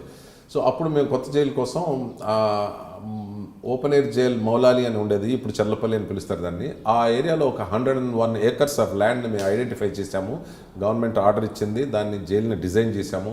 ఆ జైలు డిజైన్ చేయడానికి ఆ రోజుల్లో హోంమంత్రి గారు మాధవరెడ్డి గారు ఉండేవారు. ఆయన హిమ్సెల్ఫ్ ఇంజనీర్ కాబట్టి ఆయన పోలీస్ హౌసింగ్ కార్పొరేషన్ని కట్టమని చెప్పారు. ఆ రోజు నాకు కూడా గుర్తుంది, మీటింగ్లో పోలీస్ హౌసింగ్ కార్పొరేషన్ అధికారులను ఇంజనీర్ని పిలిపించి ఏమయ్యా జైలు కట్టాలి, ఇప్పుడు ఏం చేద్దామంటే, ఏముంది సార్ జైలు కట్టడం, 4 గోడలు, అటు బ్యారక్ ఇటు బ్యారక్ అని చెప్పేసి కట్టేద్దాం సార్, అది పెద్ద కష్టం కాదన్నారు. హోమ్ మినిస్టర్ గారు చూసి నవ్వేసి మా వంక చూశారు, నేను నా కొలీగ్ ఉండేవారు, ఏమయ్యా అహ్మద్ గారు ఏమంటారు అంటే, సార్ జైలు అంత ఈజీ కాదు, ఇది గోడలు కట్టి 4 బ్యారక్లు కట్టడం కాదు, జైలు అనేది ఒక పెద్ద ఇల్లు, కొన్ని వందల మంది లైఫర్స్ వాళ్ళందరూ ఉంటారు, వాళ్ళు 15-20 ఏళ్ళు జైల్లో ఉంటారు. జైలు అనేది ఒక ప్లేస్ వేర్ వాళ్ళకి ఇల్లు లాంటిది. అది మనం జైలు కట్టేటప్పుడు ఆర్కిటెక్చరల్ ప్రిన్సిపల్స్, వెంటిలేషను ఇవన్నీ మనం కట్టకపోతే జైల్లో వాతావరణం లోపల వైలెంట్గా తయారవుతుంది. There are so many incidents, రీసెర్చ్లో చెప్పారు. జైలు మనం కట్టేటప్పుడు ఆర్కిటెక్చరల్ ప్రిన్సిపల్స్ ప్రకారం గ్రీనరీ డెవలప్ చేసి మొత్తం మనం కట్టాలి. అలాంటప్పుడు మనం ఇండియాలో ఉన్న జైళ్ళల్లో అన్నిటికంటే బెస్ట్ జైలు మనం కట్టాలి ఆంధ్రప్రదేశ్లో. మీరు కనుక పర్మిషన్ ఇస్తే మేము స్వాతంత్రం వచ్చిన తర్వాత కట్టిన జైల్స్ ఏమున్నాయో అవి చూసేస్తాం, వాటిలో ఉండే లోపాలు చూసి ఆ లోపాలు మనలో రానివ్వకుండా మన జైల్లో రాకుండా చూస్తానంటే మాధవరెడ్డి గారు ఇమ్మీడియట్లీ శాంక్షన్ చేసి వెళ్ళిరండి అని చెప్పి నన్ను, నా కొలీగ్ని, పోలీస్ హౌసింగ్ కార్పొరేషన్ ఇంజనీర్ని ప్లస్ ఆర్కిటెక్ట్ని, మా నలుగురిని కలిసి ఇండియాలో పోయి స్టడీ చేశారమన్నారు. ఆ స్టడీ చేసి వచ్చిన తర్వాత ఆర్కిటెక్ట్తో కూర్చొని నేను 3 నెలలు కూర్చొని అంత ఫాస్ట్గా డిజైన్ చేసి చల్లపల్లి జైలు కట్టాము. సార్ ముషీరాబాద్ జైలు మీరు చెప్తున్నట్లుగా డిఫరెంట్గా ఉంటుంది, సెంటర్లో టవరు, చుట్టూ బ్యారక్స్ ఉంటాయన్నారు, కానీ చర్లపల్లి జైలు ఏ విధంగా డిజైన్ చేసుకొచ్చారు? ఆ పానాప్టికన్ టైప్ ప్రిజన్స్ ఇప్పుడు ప్రపంచంలో ఎక్కడా లేవు. అది ఒకప్పుడు కఠినంగా శిక్షించాలంటే ఎలాగా అని చెప్పేసి, సో ఒక్కొక్క ఏరియా రేడియల్ బ్యారక్స్లో సెల్స్ ఉండేవి, ఒక దీంట్లో లైన్గా 10 సెల్స్ 15 సెల్స్ ఉండేవి. ఒక గార్డు ఆ వరండాలో తిరుగుతూ మనకు సినిమాలో చూపించేటట్టుగా ఉండేది. సెంట్రల్ టవర్లో ఒక సెంట్రీ ఉండి జైల్లో ఏం జరుగుతున్నా కనబడేటట్టు ఉంది. ఆ కాన్సెప్ట్ మొత్తం మారిపోయింది. ఇప్పుడు మారిపోయి ఖైదీలు మనం డైరెక్ట్ సూపర్విజన్ అంటే సీసీటీవీ కెమెరాలు పెట్టి అమెరికాలో, యూరోప్లో చాలా జైళ్ళలో ఆ పద్ధతిని అమలు పెట్టారు. కానీ అది కూడా తప్పని చెప్పి తెలిసింది. మనుషులతో ఇంటరాక్షన్, గార్డ్ అనేది అతనికి కనపడుతుండాలి ఆ ఖైదీలకి. అందుకని మేము ఏం చేసాం, యూ షేప్ బిల్డింగ్స్, కే షేప్ బిల్డింగ్స్ అలాంటివి కట్టి ఒక వార్డర్ ఎవరైతే గార్డ్ చేస్తాడో అతను అక్కడ కూర్చుంటే ఖైదీలందరూ అతను చూడొచ్చు, అతను కూడా అందరినీ చూసే విధంగా చల్లపల్లి జైల్లో మనం వేరే ఏరియాస్లో అలా కట్టుకుంటూ వచ్చాం మేము. ఓకే, మొత్తం ఎంత బడ్జెట్లో కట్టారండి? దాని తర్వాత మీరు అనుకున్న దేశం మొత్తం మీద తిరిగిన జైల్స్కి చట్టపల్లి జైలుకి కంప్లీట్ డిఫరెన్స్ ఉందనుకుంటున్నారు? చాలా డిఫరెన్స్ ఉంది. ఆ వేరే జైలు కట్టిన వాళ్ళు ఓల్డ్ కాన్సెప్ట్స్ మీద కట్టారు, పానాప్టికన్ మీద చాలామంది కట్టారు. ప్లస్ మేము కట్టింది ఫస్ట్ ఆర్కిటెక్చరల్ ప్రిన్సిపల్స్, రెండవది ఏంటంటే అన్నీ కూడా మోడర్న్ కాన్సెప్ట్స్తో.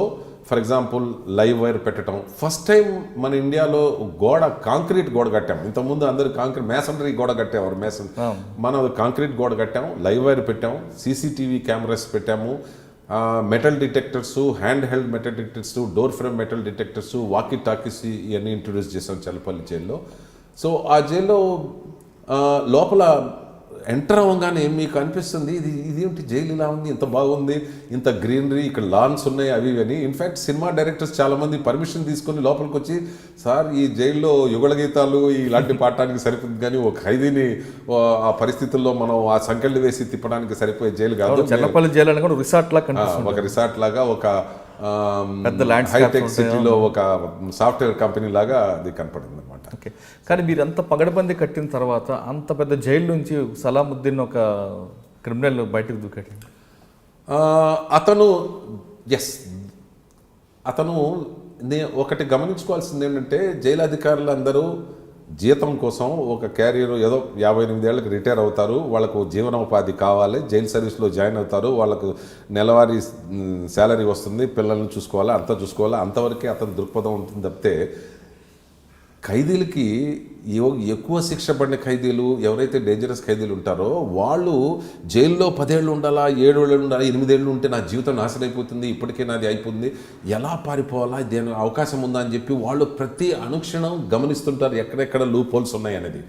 కానీ ఈ యొక్క దృక్పథం జైలు అధికారుల్లో చాలా తక్కువ మంది ఉంటుంది. జైలు అధికారుల్లో ఒకసారి నేను కొత్తగా జాయిన్ అయినప్పుడు ఒక జైలు అధికారి సీనియర్ అన్నాడు, జైలు సర్వీస్లో పైకి రావాలంటే, సక్సెస్ఫుల్ అవ్వాలంటే కీడెంచి మేలించి అన్నాడు. అంటే ఏది కూడా don't take it for granted. నీకు అనుమానం ఉన్నప్పుడు ఆ అనుమానాన్ని పోయి లేదన్నట్టుగా, ఏం లేనట్టుగా నువ్వు నిర్ధారించుకోవాలన్నారు. కానీ ఖైదీలు గమనిస్తుంటారు ఎలాగని. కొంతమంది ఖైదీలు ఈ జైలు అధికారులు ఎప్పుడు రౌండ్కి వస్తున్నారు, ఎప్పుడు సెర్చ్ చేస్తారు, ఎక్కడ సెర్చ్ చేయట్లేదు, బార్ టెస్టింగ్ ఎప్పుడు చేయట్లేదు అని గమనిస్తుంటారు. సో ఆ రోజు ఏమైందంటే మా దగ్గర స్టాఫ్ తక్కువై కొన్ని టవర్స్లో మనుషులు లేకుండా చేశారు. సో ఇతనికి గమనించాడు, ఫలానా టవర్ తన దగ్గరలో ఉన్న టవర్లో మనుషులు లేరు, కాబట్టి ఒకవేళ ఆ టవర్ కనుక పైకి ఎక్కగలిగితే ఆ టవర్ మెయిన్ గోడకు ఆనుకొని ఉంటుంది కాబట్టి ఆ టవర్ పై నుంచి జారితే జైలు బయటికి వెళ్ళిపోవచ్చు అని. ఈ టవర్ 4 గోడల మధ్యలో, అంటే గోడకు ఆనికి లోపల పక్క ఉంది. కొన్ని జైళ్లలో టవర్ బయట పెడతారు, కానీ ఈ జైల్లో డిజైన్ ప్రకారం లోపలికి పెట్టారనమాట. సో కానీ లోపల నుంచి ఎంటర్ అయ్యేటప్పుడు అక్కడ ఆ గేటుకు తాళం వేసి ఉంటుంది. ఇతను గమనించి ఏం చేశాడు, ఒకరోజు రాత్రి బాత్రూంలో వెంటిలేటరు రాడ్స్ కట్ చేసుకొని అందులోంచి బయటకు వచ్చాడు. ఇద్దరు రాడ్స్ కట్ చేయడానికి ఒక బ్లేడ్లు ఉండాలి కదా. రాడ్స్ కట్ చేయడం అనేది అంతవరకు వచ్చిందంటే అది నిర్లక్ష్యం, చాలా ఘోరం అనమాట. మా యొక్క స్టాఫ్ నిర్లక్ష్యం తెలుస్తుంది. ఓ చిన్న యాక్సో బ్లేడ్ దాచుకుని తీసుకొస్తారు, అరటి పళ్ళలో దాచిపెట్టుకొస్తారు, కాలర్స్లో దాచిపెట్టుకొస్తారు, అండర్వేర్స్లో దాచిపెట్టుకొస్తారు. ఆ విధంగా తెచ్చుకుని ముందు నుంచి అతను దాచిపెట్టుకున్నాడు. రోజు కొంచెం రాడ్స్ని కట్ చేసుకొని అలా పెట్టేసుకుంటారు చప్పుడు రాకుండా. తర్వాత రాడ్స్ కట్ అయిన తర్వాత సబ్బును మన బొగ్గుపొడి కలిపేసి ఆ 2 రాడ్ల మధ్యలో తెలిసి ఆ రాడ్ని మళ్ళీ ఆ పొజిషన్లో పెట్టుకుంటారు. ఎప్పుడు కావాలంటే ఆ 2 బట్టి ఇలా అయితే వచ్చేస్తాయి అనమాట, డౌట్ రాకుండా. సో ఆ విధంగా తీసి కట్ చేసి పెట్టుకున్నాడు. ఇద్దరు కాబట్టి ఒక అతను వేరే ఖైదీలు ఎవడు చూడకుండా వాచ్ చేసేవాడు, ఒక అతను మాత్రం లోపల బాత్రూంలో కట్ చేసేవాడు. ఆ విధంగా కట్ చేశారు. ఆ 2 తీసుకుని బయటకు వచ్చాడు. బయటకు వచ్చిన తర్వాత మధ్యలో ఇంకో గోడ ఉంటుంది, అంటే బ్యారక్ ఒక గోడ, ఆ గోడ తర్వాత మళ్ళీ బయట గోడ. సో ఆ గోడను దాటారు. దాన్ని దాటడానికి రాళ్ళు ఉంటే ఆ రాళ్ళు ఒకదాని మీద ఒకటి పెట్టి, ఆ గోడ తక్కువ ఉంటుంది, దాని హైటు మహా ఉంటే 11-12 ఫీట్లు ఉంటుంది. అది దాటేసి అటుపక్కకు వెళ్ళి ఆ టవర్కు పైకి వెళ్ళే ఆ డోర్ని పలగొట్టి అందులోకి ఎక్కేసి టవర్ పైకి వెళ్ళిపోయారు. తమ వెంట బెడ్షీట్లు తెచ్చుకున్నారు. బెడ్షీట్లు తీసుకొని అతను ఆ బెడ్షీటు టవర్కి కట్టుకొని జారాడనమాట. జారే టైంలో ఆ బెడ్షీటు మధ్యలో ఆ ముడి ఊడిపోయింది. సో అక్కడ నుంచి పడ్డాడు. పడిన తర్వాత ఏంటి, అతను నడుము ఇరిగిపోయింది. నడుము ఇరిగిన తర్వాత బయట పరిగెత్తలేకపోయాడు. పరిగెత్తలేక ఏం చేశాడు, పాక్కుంటూ వెళ్ళి ఆ పక్కన ముళ్ళ కంపలు అవి ఉంటే అందులో పోయి దాక్కున్నాడు. సో మన వాళ్ళకి వెంటనే తెలిసింది. ఆ 2వ అతను వెనక్కి వెళ్ళిపోయాడు. వెంటనే అంతా సెర్చ్ చేశారు, మన వాళ్ళు చేశారు. పోలీస్ స్టేషన్ రైల్వే స్టేషన్కి పోయారు, బస్ స్టాండ్కి పోయారు, ప్రొసీజర్ ప్రకారం అన్ని చోట్ల వెతికారు, కానీ పక్కన ఉన్న ఈ గుట్టల్లో వెతకలేదు. వాడు నెక్స్ట్ డే వాడు కదలేకపోతున్నాడు పాపం. అన్నం లేదు, ఏం లేదు, ఆకలి. ఈ మధ్యలో ఏం చేశాడు, తను అక్కడ పడి ఉన్నట్టు చూస్తే మెల్లిగా ఎర్రచీమలు వచ్చేసి ఇతని మీద పాకటం బిగించేసింది. ఎర్రచీమలు పాకేటప్పటికి ఆ నొప్పి భరించలేక మూలగడం బిగించేశాడు. మూలుగుతుంటే అక్కడికి వెళ్ళి ఆ పక్కన వెళ్ళి అతను ఏదో చూసి ఏదో మూలుగుతున్నారని ఇస్తే ఆడు పోయి చూస్తే వీడు పడి ఉంటాడు అక్కడ. తీసుకొచ్చి మళ్ళీ పడేసాం. బట్ దానికంటే ఆశ్చర్యమైన విషయం ఏంటంటే ముషీరాబాద్ చల్లపల్లి కొత్త జైల్లో ఒక ఖైదీ పారిపోయాడు. చాలా తెలివిగా పారిపోయాడు. అది కూడా ఇంజనీరింగ్ డిఫెక్ట్ అనొచ్చు. ఏ విధంగా అంటే మనం జైళ్ళల్లో అడ్మినిస్ట్రేటివ్ బ్యారక్ అని చాలా పెద్దది కడతాం. వాటి మీద టెర్రస్ మీద వర్షం పడినప్పుడు ఆ వర్షం పోవటానికి డ్రైనేజ్ పైపులు వేస్తాం. లోపల పక్క ఉంటాయి, అటుపక్క ఉంటాయి. చాలా డ్రైనేజ్ పైపులు ఉంటాయి, చాలా పెద్దవి. ఆ డ్రైనేజ్ పైపుల్ని మనం బయట గోడ మీద వేసి ఫిక్స్ చేయకూడదు. అది అక్కడ తప్పు చేశారు. ఆ పైపులన్నీ గోడ మీద లోపల నుంచి తీసుకొచ్చారు కింద వరకు. అలాగే అడ్మినిస్ట్రేటివ్ బ్లాక్ అటుపక్కకి సైడ్లో కూడా అలాంటి పైపులు చాలా కిందకు వస్తున్నాయి, ఆ నీళ్లు పోవటానికి మాత్రమే. ఒక ఖైదీ మంచి ట్రైబల్ ఏరియాస్ నుంచి వచ్చిన అతనికి శిక్ష పడింది, లైఫ్ శిక్ష పడింది. అతను గమనించాడు ఈ పైప్ ఉంది, ఈ పైప్ ఎక్కేస్తేనే పైకి వెళ్ళిపోవచ్చు. సో అటు నుంచి అలాగే బహుశా పైప్ ఉంటుందని చెప్పి ఆలోచించి ఏం చేసాడు, ఒకరోజు ఆదివారం జైలు కూల్గా ఉంటుంది, అంతా ఉంటుంది. అతను కూడా ఏదో యోగా క్లాస్కి వెళ్ళి అటు ఇటు పోతూ వస్తూ వెంటనే ఆ పైప్ పట్టుకున్నాడు. పైప్ పట్టుకుని గబా పైకి వెళ్ళిపోయాడు. ఫ్యూ సెకండ్స్లో పైకి వెళ్ళిపోయాడు అంతే. పైకి వెళ్ళిపోయి ఆ టెర్రస్ మీద ఉండి బయట చూశాడు, బయట మనుషులు ఉన్నారా లేదా అని. ఎవరు లేనప్పుడు అలాంటి పైప్ ఇంకోటి ఉంది కాబట్టి ఆ పైప్ పట్టుకుని జరకి దిగిపోయాడు. దిగిపోయి అక్కడ నుంచి పారిపోయాడు. తెలియలా. చాలా ఆశ్చర్యం వేసింది. డీజీ గారు వచ్చారు, నేను నమ్మను ఇలా వెళ్ళి ఉంటాడు, ఇక్కడ మీ నెగ్లిజెన్స్ వల్లనే జైలు గేటు బయట నుంచి పోయాడని. చివరికి మేమంతా పోయి పరిశోధన చూస్తే తెలిసిందంటే అతను పారిపోయినప్పుడు ఎక్కినప్పుడు ఆ గోడ మీద కాలి గుర్తులు అవన్నీ కనపడినాయి క్లియర్గా. అవన్నీ ఎక్స్ప్లెయిన్ చేసాం. అతనైతే దొరకలేదు. తర్వాత ఒక నెలన్నర తర్వాత తెలిసింది ఏంటంటే అతను యావజ్జీవ కారాగార శిక్ష, అతని మీద ఏదైతే శిక్ష పడిందో ఆ శిక్షను కోర్టు కొట్టేసింది. సో కోర్టు కొట్టేసింది కాబట్టి అతను శిక్ష ఖైదీ కాదు. కాబట్టి రూల్ ప్రకారం ఏంటంటే అతని మీద పారిపోయినట్టు, లీగల్ కస్టడీ నుంచి అయితే తప్పనిసరిగా పారిపోయాడు. అతను దొరికింటే అతనికి 6 నెలలు శిక్ష పడి ఉండేది. కాబట్టి అతను ట్రేసే అవ్వలేదు. తర్వాత మేము వెంటనే ఈ రిపేర్లు చేపించేసాం. మళ్ళీ అలాంటి జరగకూడదని చెప్పి అవన్నీ దానిపైన మళ్ళీ సిమెంట్తో బాగా నీట్గా కట్టేసి. కానీ పారిపోయిన వ్యక్తి వాళ్ళ ఇంటికి వెళ్లకుండా ఎక్కడికి వెళ్ళి ఉంటాడు? తర్వాత వెళ్తాడు ఇంటికి. మొదట్లో వెళ్ళడు. తర్వాత ఏమవుతుంది, ఇక ఇంట్రెస్ట్ పోతుంది. అక్కడ ఇక అతను పెద్ద నేరస్తుడయి భయంకర నేరస్తుడైతే తప్పితే ఎవరు పట్టించుకోరు. ఇక దాని తర్వాత ట్రైబల్ ఏరియాస్లో ఎక్కడికి వెళ్ళిపోయి పోలీసులు వెళ్ళాడు అని చెప్పేస్తారు, ఏదో ఒకటి చెప్పేస్తారు. పట్టుకోవాలని చెప్పి పట్టుకుంటే అతను పెద్ద నేరస్తుడైతే తప్పనిసరిగా పట్టుకునేవాళ్ళు. కానీ చల్లపల్లి జైల్లో మీరు చెప్తున్నట్లుగా ఒక మంచి ఇంటీరియర్ డిజైన్, ఒక ల్యాండ్స్కేప్స్, ఒక ఐటీ కంపెనీలో తయారు చేసుకొచ్చారు. లోపలికి వచ్చే ఖైదీలు కూడా అదే విధంగా రిఫార్మ్ చేసుకుంటూ వాళ్ళకి యోగాలు క్లాసులు పెట్టడం అటువంటివి చేసేవారు. ఫస్ట్ జైల్లో ఎంట్రంగానే ఒక రకమైనటువంటి నీట్ గ్రీన్ ఆహ్లాదకరమైనటువంటి అట్మాస్ఫియర్, భయంకరంగా ఉండదు. పాతకాలంలో లాగా డంజన్స్ అనేవాళ్ళే చీకటి గృహాలు, చీకటి అలా కాకుండా అన్ని రూములు సెల్స్గా వెంటిలేటెడ్ కట్టాము. రెండోది అన్నిట్లో ఫ్యాన్లు వేసాము. అన్నిట్లో ఆ ఫ్లోరింగ్ కానివ్వండి, ఆ అట్మాస్ఫియర్ కానీ ఖైదీలకి ఒక హాస్టల్గా కనపడే అట్మాస్ఫియర్ ఉంటుంది. వీళ్ళు విచారణ ఖైదీలు, శిక్షపడిన ఖైదీలు, డెటెన్యూస్, ఈ 3 రకాల ఖైదీలని 3 వేరే ఏరియాలో పెట్టాము. ప్రతి ఏరియాలో కూడా మేము పెట్టినటువంటి సదుపాయాలు ఏంటంటే ఏ ఏరియాకి ఆ ఏరియా ఇండిపెండెంట్ ఏరియా. ఆ ఏరియాలోనే వాలీబాల్ కోర్టు ఉంటుంది, వాళ్ళు ఆడుకోవాలంటే కబడ్డీ ఆడుకోవచ్చు. లేదంటే ఆ ఏరియాలోనే మేము ఏం చేసాము, ఒక 300 మంది ఖైదీలు ఉండే పెద్ద ఏరియాలో ఒక సెపరేట్ కిచెన్ కూడా కట్టాము. డైనింగ్ హాల్, ప్రతి ఏరియాలో డైనింగ్ హాల్ కట్టాము. అంటే కింద కూర్చొని గలీజ్గా తినే బదులు ఆ అల్యూమినియం చిప్పలు పెట్టి, నేను ఒక సంగతి మర్చిపోయాను. నేను ఖైదీలు ఒకప్పుడు ఆ అల్యూమినియం చిప్పల్లో బిచ్చగాళ్ళలాగా తినేవాళ్ళు, ఆ చొట్టపడినటువంటి.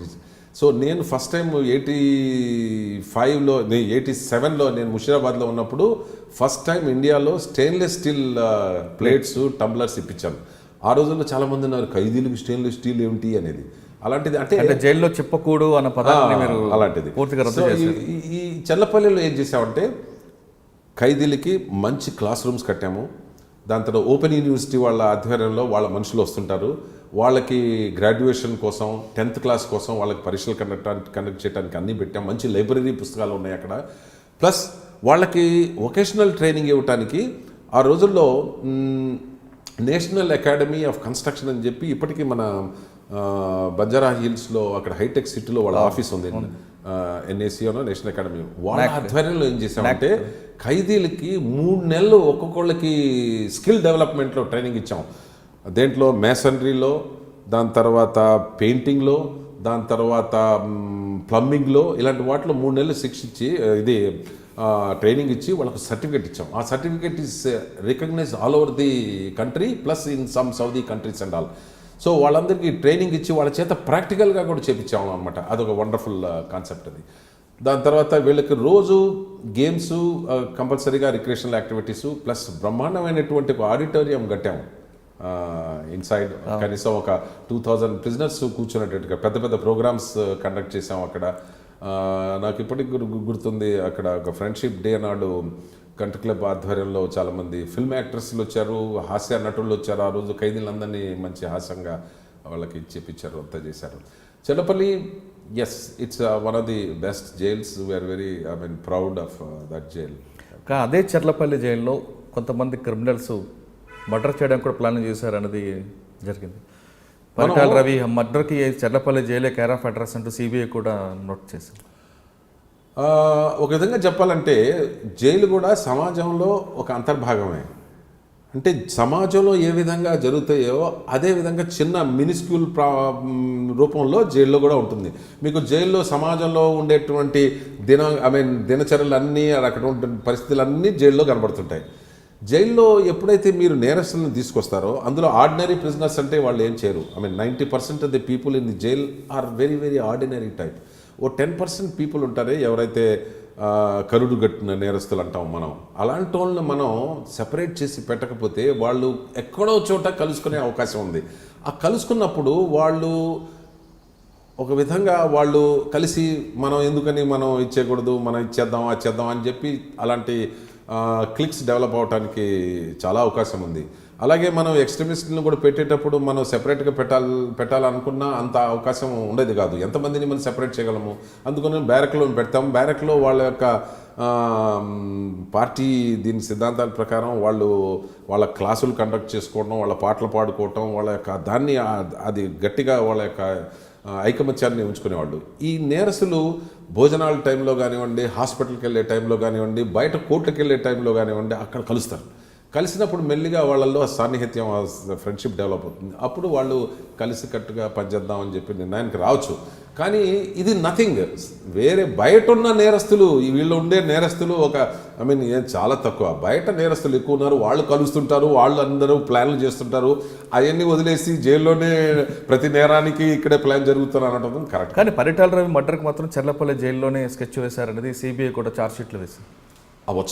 అవకాశం అవ్వచ్చు. ఎందుకంటే జైల్లో ఆ టైంలో చాలామంది, అది అనంతపూర్లో చెర్లపల్లి జైల్లో మధ్య సూరి ఉన్నారు ఆ టైంలో. కానీ మీరు 2004 వరకు ఒక మంచి హైటెక్ సిటీ ఉన్న చెర్లపల్లి జైలు 2005 నుండి ఒకేసారి వార్తల్లోకి వచ్చింది. రవి మర్డర్ జరగడం, తర్వాత ఐఎస్ఐ తీవ్రవాదులు కొంతమంది జైలు అధికారులను దాడులు చేయడం, అంటే ఎందుకు ఒక్కసారి అంత బ్యాడ్ రికార్డుకి రావాల్సి వచ్చిందంట? అప్పట్లో అధికారుల యొక్క నిర్లక్ష్యం అనుకోవచ్చా? ఒక విధంగా చెప్తే అడ్మినిస్ట్రేషన్ ఫెయిల్ అయినట్టే అర్థము.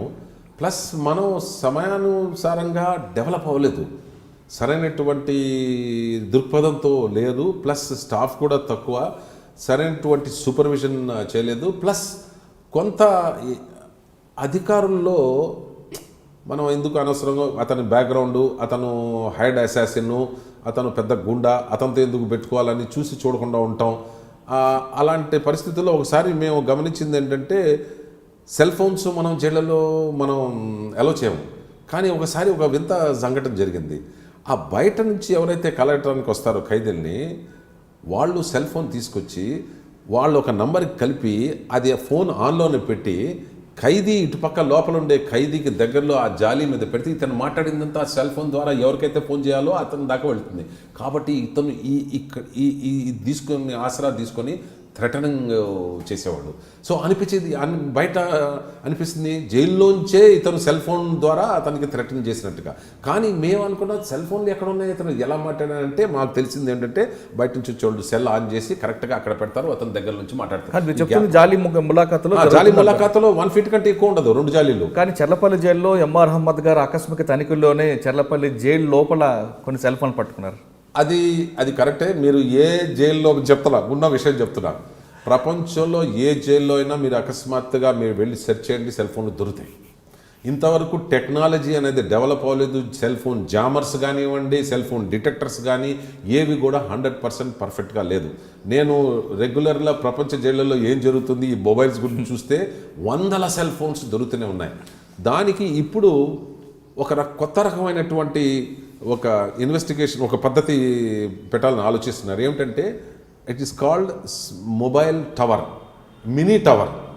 ఆ టవర్ని జైల్లో ఇన్స్టాల్ చేస్తే జైల్లోంచి చేసిన కాల్స్ అన్నీ ఈ టవర్ ద్వారా బయటకు వెళ్తాయి. సో ఈ టవర్లో మనకు తెలిసిపోతుంది కాల్ ఎక్కడి నుంచి వస్తుంది, కావాలంటే రికార్డ్ కూడా చేయొచ్చు, కావాలంటే దాని ప్రకారం నంబర్ కూడా తెలుస్తుంది. కాబట్టి దాని ప్రకారం దాన్ని ఆ సెల్ ఫోన్ పనిచేయకుండా చేయొచ్చు. ఇది ఒక బెటర్ మెథడ్. దానికంటే బెటర్ మెథడ్ ఏం చేసామంటే ఎవరు ఈ సెల్ ఫోన్స్ను వాడుతున్నారని మనం కొంచెం క్లాసిఫై చేసుకుంటే తక్కిన ఖైదీలకేమో మనం ఫోన్ ఫెసిలిటీస్ కల్పించి వాళ్ళనేమో దీనికి అట్రాక్ట్ అవ్వకుండా చూసే మార్గం తీసుకొచ్చాం. ఇప్పుడు సెల్ ఫోన్స్ తగ్గిపోయినాయి. ప్లస్ ఖైదీలందరూ ఇళ్లతో వాళ్ళ ఫ్యామిలీతో అడ్వకేట్తో మాట్లాడే సౌకర్యం కల్పించాం. కావాలంటే రికార్డ్ చేసే పరిస్థితి కూడా ఉంది. కానీ ఇదే చర్లపల్లి జైల్లో జామర్స్ పెట్టాలని మహమ్మద్ గారు ఒక ప్రపోజల్ తీసుకొచ్చారు. కానీ ఆ ప్రపోజల్ పేపర్ వరకే ఆగిపోయింది అనేది. లే మేము చాలా చేయాలని అనుకున్నాం. జామర్స్ గేమర్స్ ఇండియాలో ఉన్న దేశం అన్ని జైళ్ళ కంటే ముందు చేయాలని చెప్పి మేము ఎన్నో ప్రయోగాలు చేసాం. జామర్స్ తెప్పించాం, కొటేషన్ కూడా తీసుకొచ్చారు, అన్ని చేసాము. కాకపోతే మాకు తెలిసింది ఏంటంటే మొబైల్ టెక్నాలజీ మారిపోతుంది. GCIM అనో లేకపోతే ఇంకో 4G 3G అలా రకరకాల టెక్నాలజీ. సో మనం ఎప్పుడైతే జామర్స్ కొన్నామో వితిన్ 2-3 months టెక్నాలజీ మారిపోతే ఈ జామర్స్ వేస్ట్ అయిపోయినాయి. అంటే పాత సెల్స్కు, పాత మొబైల్ ఫోన్స్కి ఉన్న టెక్నాలజీకి పనికి వస్తుంది. కానీ టెక్నాలజీ మారేటప్పటికి కొత్త టెలిఫోన్స్ వస్తాయి. ఆ కొత్త టెలిఫోన్స్కి మళ్ళీ కొత్త జామర్లు కొనుక్కోవాలి. లక్షల రూపాయల్లో జామర్లు కొంటుపోతే ఎలాగా? ముఖ్యంగా టెలిఫోన్స్ ఎక్కడి నుంచి వస్తాయి అదొకటి ఆలోచిస్తే మనం సెల్ ఫోన్స్ ఎక్కడి నుంచో రావు, మన వాళ్ళే తీసుకురావాలి. నెంబర్ 1 మన స్టాఫ్ ఏమైనా ఇన్వాల్వ్ అయి ఉండాలా. రెండవది ఖైదీలు తీసుకొచ్చినప్పుడు మన వాళ్ళు నిర్లక్ష్యం, కావాలని ఇచ్చేసి ఆశపడి దేనికో అది అలౌ చేయడం. మూడోది జైలు బయట నుంచి గోడ పైనుంచి పడేయటం, ఇలాంటి సంఘటనలు ఈ మూడు పద్ధతుల ద్వారా వస్తాయి. So that means staff important. Staff కనుక ఖచ్చితంగా పనిచేస్తే 90% మొబైల్ ఫోన్స్ రావు. ఇకపోతే బయట నుంచి ఎక్కడి నుంచి వస్తాయంటే అన్ని జైళ్ళు జరగదు. For example Chanchalguda jail road మీదే ఉంది. సో రోడ్లో ఉండేటువంటి ఆ ట్రాఫిక్ను మనం స్టాప్ చేయలేము. సో వాళ్ళు ఏం చేస్తారు, స్కూటర్ మీద వచ్చినట్టు వచ్చి జస్ట్ అక్కడ ఆపి వాడు ఆల్రెడీ ప్యాక్ చేసుకుని ఉంటాడు, కరెక్ట్గా తీసుకుని గోడ నుంచి విసురుతాడు. ముందే చెప్పుంటాడు కాబట్టి ఎక్కడ విసురుతామని ఆ మనిషి ఎవడైతే ఖైదీ ఉన్నాడో వాడు కరెక్ట్గా అక్కడ కూర్చుంటాడో అది తీసుకుంటాడు, పరిగెడతాడు లోపలికి. సో ఇలాంటి సంఘటనలు చాలా జరుగుతున్నాయి. కాకపోతే ఇది మెల్లిగా దీన్ని కంట్రోల్ చేస్తున్నాము. ఒకసారి దొరికితే చాలామంది స్టాఫ్ను కూడా డిస్మిస్ చేయడం జరిగింది, యాక్షన్ తీసుకోవడం జరిగింది ఇలాంటి పాల్పడిన వాళ్ళందరికీ. సార్, ఇదే చర్లపల్లి జైల్లో ఇంకొక ఎలిగేషన్ కూడా కనిపిస్తుంటుంది. ఎవరైతే డబ్బులు ఉన్నాయో, రాజకీయ పలుకుబడి ఉందో వాళ్ళకి వెంటనే ములాఖాతులు ఇవ్వడం, ఇన్నర్ ములాఖాతు ఇచ్చేవారనేది, వాళ్ళకి కావాల్సిన ఫుడ్ ఐటమ్స్ అన్నీ కూడా లోపలికి వెళ్తాయనేది, అంతేకాకుండా ఒక అమ్మాయి మినహాయించి మిగతా అన్నీ కూడా లోపల దొరుకుతాయనేది అప్పుడు కొత్త ఎలిగేషన్ వచ్చింది. అలాంటి ఎలిగేషన్స్ చాలా జైళ్ళల్లో వస్తూనే ఉంటాయి. కొంతవరకు నిజమని చెప్పచ్చు, కానీ చెప్పిందంతా అది ఆ భాండాలన్నీ కరెక్ట్ కాదు. అలా కాకుండా కొన్ని రాష్ట్రాల్లో ఎస్ ఇట్ ఈస్ పాసిబుల్, మాకు కూడా తెలుసు కొన్ని రాష్ట్రాల్లో జరుగుతుందని. కానీ మన ఆంధ్రప్రదేశ్లో అంత దిగజారి ఆ లెవెల్కి దిగిన సందర్భాలు ఏం లేవు. అయితే ఇంటర్వ్యూస్ ఎక్కువ ఇవ్వడం, దాని తర్వాత వాళ్ళకి ఏమైనా అవసరాలు తీర్చడం, లైక్ భోజనం కానీ అలాంటి పంపించడం, అలాంటి ఇన్సిడెంట్స్ కొన్ని బయటపడినా ఒక జైలు సూపరింటెండెంట్కి ఇంటర్వ్యూస్ విషయంలో అతనికి పూర్తి అధికారాలు ఉన్నాయి. అతను ఎన్ని ఇంటర్వ్యూస్ కూడా ఇవ్వచ్చు పరిస్థితిని బట్టి. అది ఎందుకు పెట్టారంటే ఖైదీని సంస్కరించడానికి అవసరమే. ఒక ఖైదీకి ఇంటర్వ్యూస్ అయిపోయినాయి, అంతలోకి తన కూతురు ఎక్కడి నుంచో వస్తుంది, లేకపోతే తన పాపకి ఏదో సీరియస్గా అవుతుంది, ఇలాంటి విషయాలు చెప్పడానికి ఇంటర్వ్యూ వచ్చినప్పుడు జైలు అధికారికి పూర్తి ఉన్నాయి. కాకపోతే ఇంటర్వ్యూలు ఇచ్చి వాటిని నమోదు చేయకుండా ఉండటం అది ఇన్కరెక్ట్, అది కరెక్ట్, సంథింగ్ రాంగ్ అన్నమాట. సో దాన్ని బట్టి అర్థమవుతుంది ఏంటంటే కొంత దేనికో అండర్ హ్యాండ్ డీలింగ్స్ ఉండొచ్చు. అలాగే లోపల ఉండే ఖైదీల మెసేజ్లు బయటికి తీసుకొచ్చి మళ్ళీ వాళ్ళ మెసేజ్లు తీసుకురావడం, లేకపోతే సెల్ ఫోన్ స్మగ్లింగ్ చేసేవడం, ఇలాంటివి చాలా సీరియస్. ఇలాంటివి తెలిస్తే అడ్మినిస్ట్రేషన్ డెఫినెట్లీ ఆ స్టాఫ్ మీద చాలా సీరియస్ స్టెప్స్ తీసుకుంటారు. బట్ బై అండ్ లార్జ్ అలాంటివి మన ఆంధ్రప్రదేశ్లో కానివ్వండి, తెలంగాణలో కానీ చాలా తక్కువ. ఓకే, కానీ అదే చర్లపాలెం జిల్లా దాదాపు 1300 మంది ఖైదీలు ఒకేసారి హంగర్ స్ట్రైక్ చేయడం కారణం ఏం జరిగింది? ఒక ఇన్సిడెంట్ జరిగింది. ఆ రోజుల్లో నేను డిఐజీ తెలంగాణ ఇన్ఛార్జ్ ఉన్నాను. ఒకరోజు నాకు తెలిసింది, నేను ఖైదీలందరూ హంగర్ స్ట్రైకుల మీద ఉన్నారు, 1300 మంది ఉన్నారని సూపరింటెండెంట్ ఫోన్ చేసి చెప్పాడు. ఏం జరిగిందని నేను అడిగితే, ఇలాగా ఒక ముందు రోజు ఒక ఇన్సిడెంట్ జరిగింది, 2 ఖైదీలు కొట్టుకున్నారు, దాని ఎంక్వైరీ విషయంలో డిప్యూటీ జైలర్ ఒక ఖైదీని కొట్టడం జరిగింది. కొట్టిన తర్వాత అతన్ని తీసుకెళ్ళి ఒక సెల్లో పెట్టేశారు, సెల్లో రాత్రికి లాకప్ చేశారు, పొద్దునకల్లా చనిపోయి ఉన్నాడని చెప్పేసి. ఖైదీలు అంతమంది ఖైదీలు పొద్దున బ్రేక్ఫాస్ట్ మానేశారు, లంచ్ కూడా మానేశారు. నేను వెళ్ళి అక్కడ ఖైదీలందరినీ చుట్టూ కూర్చోబెట్టి ఏం జరిగిందంటే, ఖైదీలు తమ బాధలన్నీ చెప్పుకున్నారు, ఇలా జరిగింది, అతను కొట్టారు, అది ఇదని. నేను ఎంక్వైరీ చేస్తే వాళ్ళు చెప్పింది అంత కరెక్ట్ అని తెలిసింది. ఏదైనా ఖైదీలు కొట్టుకుంటే దాన్ని మనం చట్టం మన చేతుల్లో తీసుకోవడం అనేది చాలా ఘోరం. ఆ డిప్యూటీ జైలర్ ఏం చేశాడంటే, ఇద్దరిలో ఒక అతను తప్పు చేశాడని భావించి అతను కొట్టడం జరిగింది. అతను కొట్టడం చూసి అతనితో పాటు ఉన్న స్టాఫ్ కూడా కొట్టడం జరిగింది. ఆ కొట్టిన తర్వాత కనీసం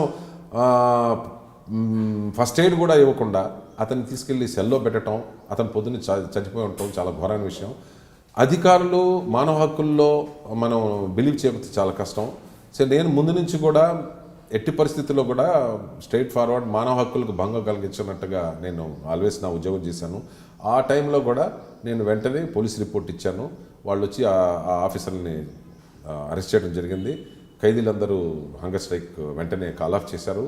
ఎందుకంటే వాళ్ళకి నా మీద నమ్మకం ఉండి, ఒక మంచి అధికారి ఇతను సరైన నిర్ణయం తీసుకుంటాడు, స్టెప్స్ తీసుకుంటాను, ఆ భావం ఉండటం వల్ల నేను చెప్పగానే వాళ్ళు హంగర్ స్ట్రైక్ కాల్ ఆఫ్ చేశారు. కానీ అలాంటి ఇన్సిడెంటే మీ సర్వీస్లో విశాఖపట్నం కూడా ఎదురైనట్టుంది. విశాఖపట్నం కాదు, వరంగల్లో అయింది. వరంగల్లో చెప్పినట్టుగా ఆమరణ నిరాహార దీక్షకు వెళ్ళారు నక్సలైట్ ఖైదీలు. వాళ్ళ దీక్ష అని కాదు, ఒక స్టూడెంట్, ఒక ఖైదీ చనిపోవడం, వెంటనే జైలుకి మీరు అధికారిగా వెళ్ళడం విశాఖపట్నం. అది విశాఖపట్నంలో కొత్త రోజుల్లో నేను డిప్యూటీ సూపరింటెండెంట్గా అక్కడ ఉన్నప్పుడు అక్కడ ఒక బోస్టల్ స్కూల్ అని ఉండేది. బోస్టల్ స్కూల్ని చాలా పనులు ఏమంటారు, చిన్నపిల్లల జైలు అని, చిన్న జైలు అని ఏదో అంటారు. అక్కడ ఈ బోస్టల్ స్కూల్ కూడా జైలు అధికారుల ఆధ్వర్యంలో నడిచేది. ఇందులో 16-21 సంవత్సరాల మధ్యలో నేరాలు చేసే కౌమార శిక్షితుల్ని పెడతారు అక్కడ.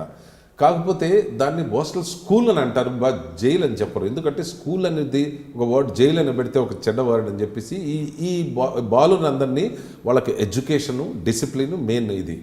ఒకరోజు ఏమైందంటే అక్కడ కూడా ఇదే ఒక కుర్రాడు మంచిది లీడర్షిప్ కావాల్సినవాడు, అతను అంటే అడ్మినిస్ట్రేషన్కు పడేది కాదు, అతనికి బుద్ధి చెప్పాలని చెప్పేసి జైలు సూపరింటెండెంట్ను ఒక 2-3 స్టాఫ్ కలిసి అతన్ని తీసుకొచ్చి సాయంత్రం లాకప్ అయిన తర్వాత తీసుకొచ్చి తన సూపరింటెండెంట్ రూమ్లో కిటికీలకు కట్టేసి కొట్టారు.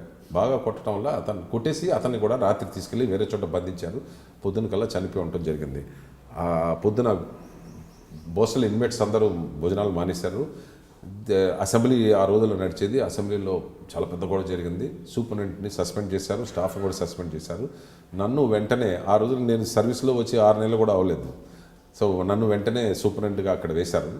అక్కడికి వెళ్ళిన తర్వాత నేను గమనించింది ఏంటంటే, అక్కడ ఉండే కౌమార శిక్షితులు వాళ్ళందరూ నన్ను గమనించింది ఏంటంటే, ఒక భయంకరమైనటువంటి అధికారి వెళ్ళిపోయాడు, ఇంకో అధికారి వచ్చాడు, ఈయన ఏం చేస్తాడు అన్న ఫీలింగ్, ఆ ఫియర్, వాళ్ళకి ఆ భయం వాళ్ళ కళ్ళలో కనబడింది అనమాట.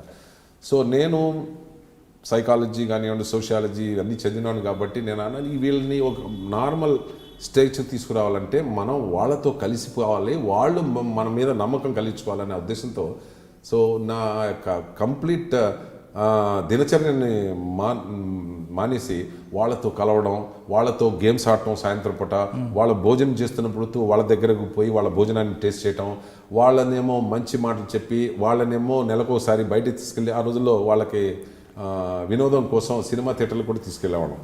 సో అలా తీసుకెళ్ళి ఒక 6 నెలల్లో పరిస్థితి మారిపోయింది అనమాట. 6 నెలల తర్వాత నేను బయటకు మళ్ళీ వెళ్ళిపోయినప్పుడు వాళ్ళ కళ్ళల్లో నీళ్లు పెట్టుకుని అధికారులు వెళ్ళినప్పుడు వాళ్ళ కళ్ళను చూస్తే నాకు ఇప్పటికి కూడా ఒక మంచి పని చేశారని చెప్పేసి నేను ఇప్పటికీ చెప్తాను. సెంట్రల్ జైల్స్ డిస్ట్రిక్ట్ జైల్స్ నడపటం చాలా ఈజీ ఈ కౌమార శిక్షలను నడపటం కంటే. ఎందుకంటే ఇక్కడ మీరు డీల్ చేసేది అటు ఇటు వయసులో లేని వాళ్ళు, అవును. ఇక్కడేమో అంతా పెద్దవాళ్ళు, వీళ్ళు జీవితం చూసిన వాళ్ళు, జీవితం తెలిసిన వాళ్ళు. సో ఆ ఎక్స్పీరియన్స్ చాలా గ్రేట్ ఎక్స్పీరియన్స్ అనుకుంటున్నాను. ఓకే. కానీ జైల్లో సాధారణంగా వచ్చిన ఖైదీలు సూసైడ్ చేసుకోవడం, చనిపోవడం జరుగుతుంటే కారణం ఏమంటారు? జైలు ఎంత బాగా కట్టినా, ఎన్ని ఫెసిలిటీస్ ఇచ్చినా జైలు ఒక బ్యాడ్ ప్లేస్. ఎందుకంటే మనుషుల్ని, సమాజం అనే ఒక ప్లేసు ఎక్కడైతే పాజిటివ్ వైబ్స్ ఉంటాయో అలాంటి వైబ్స్లోంచి తీసుకొచ్చి ఒక మనిషిని తీసుకొచ్చి జైల్లో పడేసి, జైలు అనేది ఒక చెడ్డ ప్లేసు, అక్కడ అంతా నెగిటివ్ వైబ్స్ ఉంటాయి, అక్కడ తీసుకొచ్చి ఇక్కడ పెట్టినప్పుడు న్యాచురల్గా ఏమవుతుంది, మీరు ఒక మనిషి యొక్క అతని యొక్క సంబంధాలు, ఫ్యామిలీ రిలేషన్షిప్, ఫ్రెండ్స్, అతనికి ఉన్న రూట్స్ ఇవన్నీ పెకలించేసి మీరు జైల్లో పెడుతున్నప్పుడు అతను డిప్రెషన్లోకి వెళ్ళిపోతాడు. ఆ డిప్రెషన్లోకి వెళ్ళిన తర్వాత అతనికి చాలా సమయం దొరుకుతుంది జైల్లో ఆలోచించడానికి. నేను ఏం చేశాను, ఎందుకు చేశాను, మా వాళ్ళు ఏం చేస్తున్నారు, మా పిల్లలు ఏం చేస్తున్నారు, నా పరిస్థితి ఏమిటి, నా గురించి ఏమనుకుంటున్నారని ఆ యొక్క భావం కలిగి అతనిలో ఒక డిప్రెషన్ వచ్చేసి మెల్లిగా మాట్లాడటం మానేస్తాడు, నిద్రపోవడం మానేస్తాడు, రాత్రిపూట పచారాలు చేస్తుంటాడు. ఈ యొక్క డిప్రెషను, ఆ ఫీలింగ్లో సడన్గా అతనికి ఇంకా ఎదుగు బతికి లాభం ఏంటంటే నా జీవితమే నాశనం అయిపోయిందనే ఉద్దేశంతో వచ్చి సూసైడ్ చేయడానికి అవకాశం ఉంటుంది. కానీ అటువంటి ఖైదీలను ఐడెంటిఫై చేస్తూ వాళ్ళలో మానసిక శోభను తగ్గించడానికి మీ దగ్గర ఏమైనా? ఒకప్పుడు ఏమీ ఉండేది కాదు. తర్వాత మేము తెలుసుకున్నది ఏంటంటే ప్రపంచ వేరే జైళ్ళల్లో, ఎస్పెషల్లీ బ్రిటిష్ జైళ్ళల్లో మొదటి నెల ప్రతి ఖైదీ ఎవడైతే జైలుకి వస్తాడో ఒక నెల రోజుల్ని అతన్ని సెపరేట్గా సెపరేట్గా అంటే అబ్జర్వేషన్లో పెడతారు. అతన్ని ఏ విధంగా ఇతన్ని డిప్రెషన్లో ఏమన్నా పోతున్నాడా లేదా అని చెప్పేసి రెగ్యులర్గా వాచ్ చేస్తూ అతన్ని పిలిపించడం, కౌన్సిలింగ్ చేయడం అన్నీ చేసేవాడు. మన దగ్గర అలాంటి వ్యవస్థ లేదు. తర్వాత ఏం చేసామంటే ఈ ఖైదీల్లోనే కొంతమంది ఖైదీలకి మనం ఒక బాధ్యతను అప్పగించాం. ఏమిటి, మీ బ్యారక్లో రాత్రిపూట ఎవరు నిద్రపోవడం తిరుగుతున్నారా, అన్నం తినకుండా ఎవరైనా ఉంటున్నారా, లేకపోతే తనలో మాట్లాడుకుంటుంటారా, అలాంటి ఏమన్నా అన్యూజువల్గా ఏమైనా కనబడితే వెంటనే రిపోర్ట్ చేయమని చెప్పడం జరిగింది. వాళ్ళు రిపోర్ట్ చేసినప్పుడు మనకు అర్థమవుతుంది. అలాంటి వాళ్ళని పిలిపించుకొచ్చి హాస్పిటల్కి తీసుకెళ్ళి డాక్టర్ చేత మాట్లాడించడం ఏదో ఒకటి చేస్తాం. దానివల్ల definitely number of suicides have come down. Death rate కూడా మన తెలంగాణ జైళ్ళలో చాలా తగ్గింది, ఆంధ్ర జైల్లో కూడా చాలా తగ్గింది. కానీ జైల్లోకి వచ్చే వాళ్ళు చాలామంది పోలీసులు కొట్టిన దెబ్బల వల్ల చనిపోతుంటారు అన్నది కూడా ఒక ఎలిగేషన్. అంటే అప్పటి వరకు వాళ్ళు ఆల్రెడీ ఇంట్రాగేషన్లో, అంటే ఇప్పుడు వ్యవస్థ మారిపోయింది. ఇప్పుడు జైలుకి వచ్చే ప్రతి ఖైదీని కూడా మెడికల్ టెస్ట్ కంపల్సరీగా చేయించాలి. ఒకవేళ అతను మెడికల్ టెస్ట్ అప్పుడు అతని శరీరం మీద ఏమైనా గాయాలు ఉంటే అన్నీ రికార్డ్ అవుతాయి. సో మనం ఒక నిర్ణయానికి రాలేము. వాళ్ళు కొట్టిన దాని అది పోస్ట్ మార్టంలోనో దేంట్లోనో తెలుస్తుంది. జైలు అధికారులకు మాత్రం మనకు తెలియదు. సబ్ జైలులో అయితే పోలీస్ స్టాఫే జైలుకి తీసుకొచ్చే ముందే హాస్పిటల్లో తీసుకెళ్ళి అతను మెడికల్ రిపోర్ట్ రాపించి ఆ రిపోర్ట్ మాకు సబ్మిట్ చేస్తారు. మన జైళ్ళలో అయితే మన దగ్గర డాక్టర్లు ఉంటారు కాబట్టి అప్పుడు చేస్తారు. ఏమైనా అతను కంప్లైంట్ ఏమైనా చేస్తే అలాంటి వాటికి ట్రీట్మెంట్ ఇస్తారు, హాస్పిటల్లో పెడతారు. కానీ జైలుకి వచ్చే ఖైదీలందరికీ మేము వాళ్ళకి ఖైదీల్లా చూడడం, రిఫార్మ్ చేస్తుంటామంటే మీరు చెప్తున్నారు. కానీ పోలీస్ వెర్షన్లో డిఫరెంట్ కనిపిస్తుంది. పోలీసులు జైల్స్ అన్నీ కూడా ఒక యూనివర్సిటీలు, అక్కడ రకరకాల క్రిమినల్స్ కలుస్తూ వాళ్ళ కొత్త ఐడియా జనరేట్ చేసుకుంటూ బయటకు రావడం, కొత్త గ్యాంగ్స్ ఫామ్ చేయడం, కానీ లేదా సూరి లాంటి కొంతమంది వ్యక్తులు జైల్లోనే మర్డర్లు చేయడానికి ప్లాన్ చేస్తుంటారు. అది జైలు అనేది ఒక యూనివర్సిటీ అంటారు. అది మీరు దాన్ని అంగీకరిస్తారా లేదు? నేను దాంతో అగ్రీ అవ్వను. ఎందుకంటే నేను ఇప్పటికీ చెప్పగలను, ఇన్నేళ్ళు సర్వీస్ తర్వాత నేను గమనించింది ఏంటంటే 90 to 90% of the people who come to jail are like you and me. వాళ్ళందరూ బడుగు వర్గాల నుంచి, సోషల్లీ బ్యాక్వర్డ్, ఎకనామికల్లీ బ్యాక్వర్డ్, అలాంటి బ్యాక్వర్డ్ వ్యవస్థ నుంచి జైలుకి వస్తారు. వాళ్ళకి చాలామంది చదువు రాదు, చాలామందికి సరైనటువంటి ఎకనామిక్స్ సపోర్ట్ ఉండదు.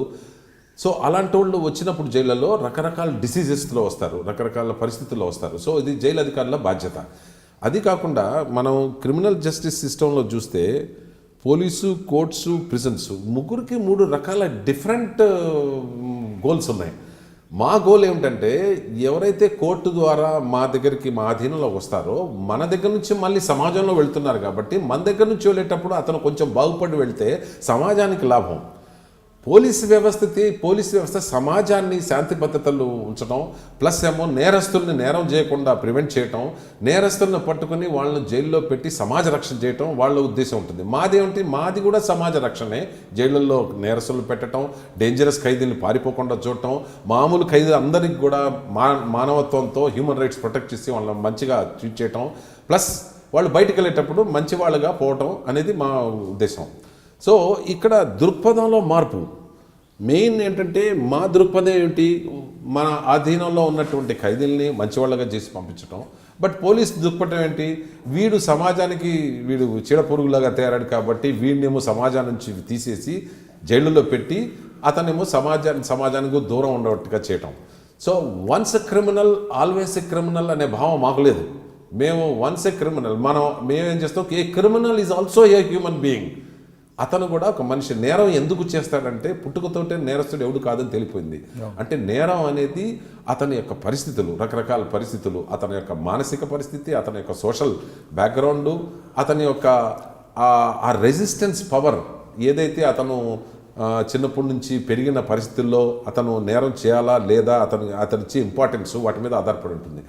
అందుకని మనం ప్రతివాడు చెడ్డవాడు అని అనుకోకూడదు. సో జైళ్ళు అనేది అన్ఫార్చునేట్లీ జైళ్ళ పాత్ర సమాజంలో సరిగ్గా అర్థం చేసుకోలేకపోయారు ప్రజలు. ఇంకా ఇన్ఫ్యాక్ట్ నేను అంటాను, ప్రెస్లో కూడా చాలా తక్కువ మంది అర్థం చేసుకున్నారు తప్పితే ప్రెస్ వాళ్ళు కూడా ఏమంటారు, జైళ్ళు ఒక క్రిమినల్స్కి నిలయాలుగా మారిపోయినాయి, గెస్ట్ హౌస్లుగా మారిపోయినాయి, నేరాలు జరుగుతున్నాయి, అక్కడ నేరాలు కాన్స్పిరసీస్ జరుగుతున్నాయి అని అంటారు.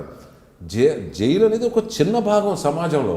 సో 99% కాన్స్పిరసీస్, నేరాలు అందరూ బయట. జైల్లో ఉండే నేరస్తులు ఎంతమంది పర్సెంటేజ్, జైల్లో ఉండే నేరస్తుల కంటే సమాజంలో నేరస్తులు ఎక్కువ మంది ఉన్నారు. సో అలాంటప్పుడు జైళ్ళ వల్లనే నేరాలు జరుగుతున్నాయి, కాన్స్పిరసీస్ జరుగుతున్నాయి అని చెప్పడం అది ఓకే. కానీ జైలుకి వచ్చే వాళ్ళు మీరు చెప్తున్నట్లే పోలీసులు అరెస్ట్ చేసి తీసుకొస్తారు చిన్న చిన్న కేసులు లేదని. అంటే ఏ టైప్ ఆఫ్ క్రిమినల్స్ తీసుకురావాలండి? అంటే ఎవరు పడితే వాళ్ళు తీసుకొచ్చి అరెస్ట్ చేసి చేయొచ్చా, లేదంటే మీరు ఇందాక అన్నట్లుగా దీని మీద చాలా డెవలప్మెంట్ అయింది. ఒకప్పుడు జైళ్ళ వ్యవస్థ అనేది ఎవరైతే నేరం చేస్తారని చెప్పి పోలీసు వాళ్ళు నిర్ధారిస్తారో, నేరం నేర్పబోతున్నా వాళ్ళందరినీ జైల్లో తీసుకొచ్చేవారు, చిన్న పెద్ద అని చూడకుండా. కాకపోతే ఇప్పుడు ఆల్ ఓవర్ ది వరల్డ్ ఒక ఉద్దేశం ప్రకారం ఏమని ఆలోచిస్తున్నారంటే, జైళ్ళలో 3 సందర్భాల్లోనే మనుషులను పెట్టాలి. ఎందుకంటే jail is a bad place. Number 1, అతను భయంకరమైన ఖైదీ అండ్ డేంజరస్ ప్రిజనర్, అలాంటి సమయంలో అతను జైలు పెట్టాలి.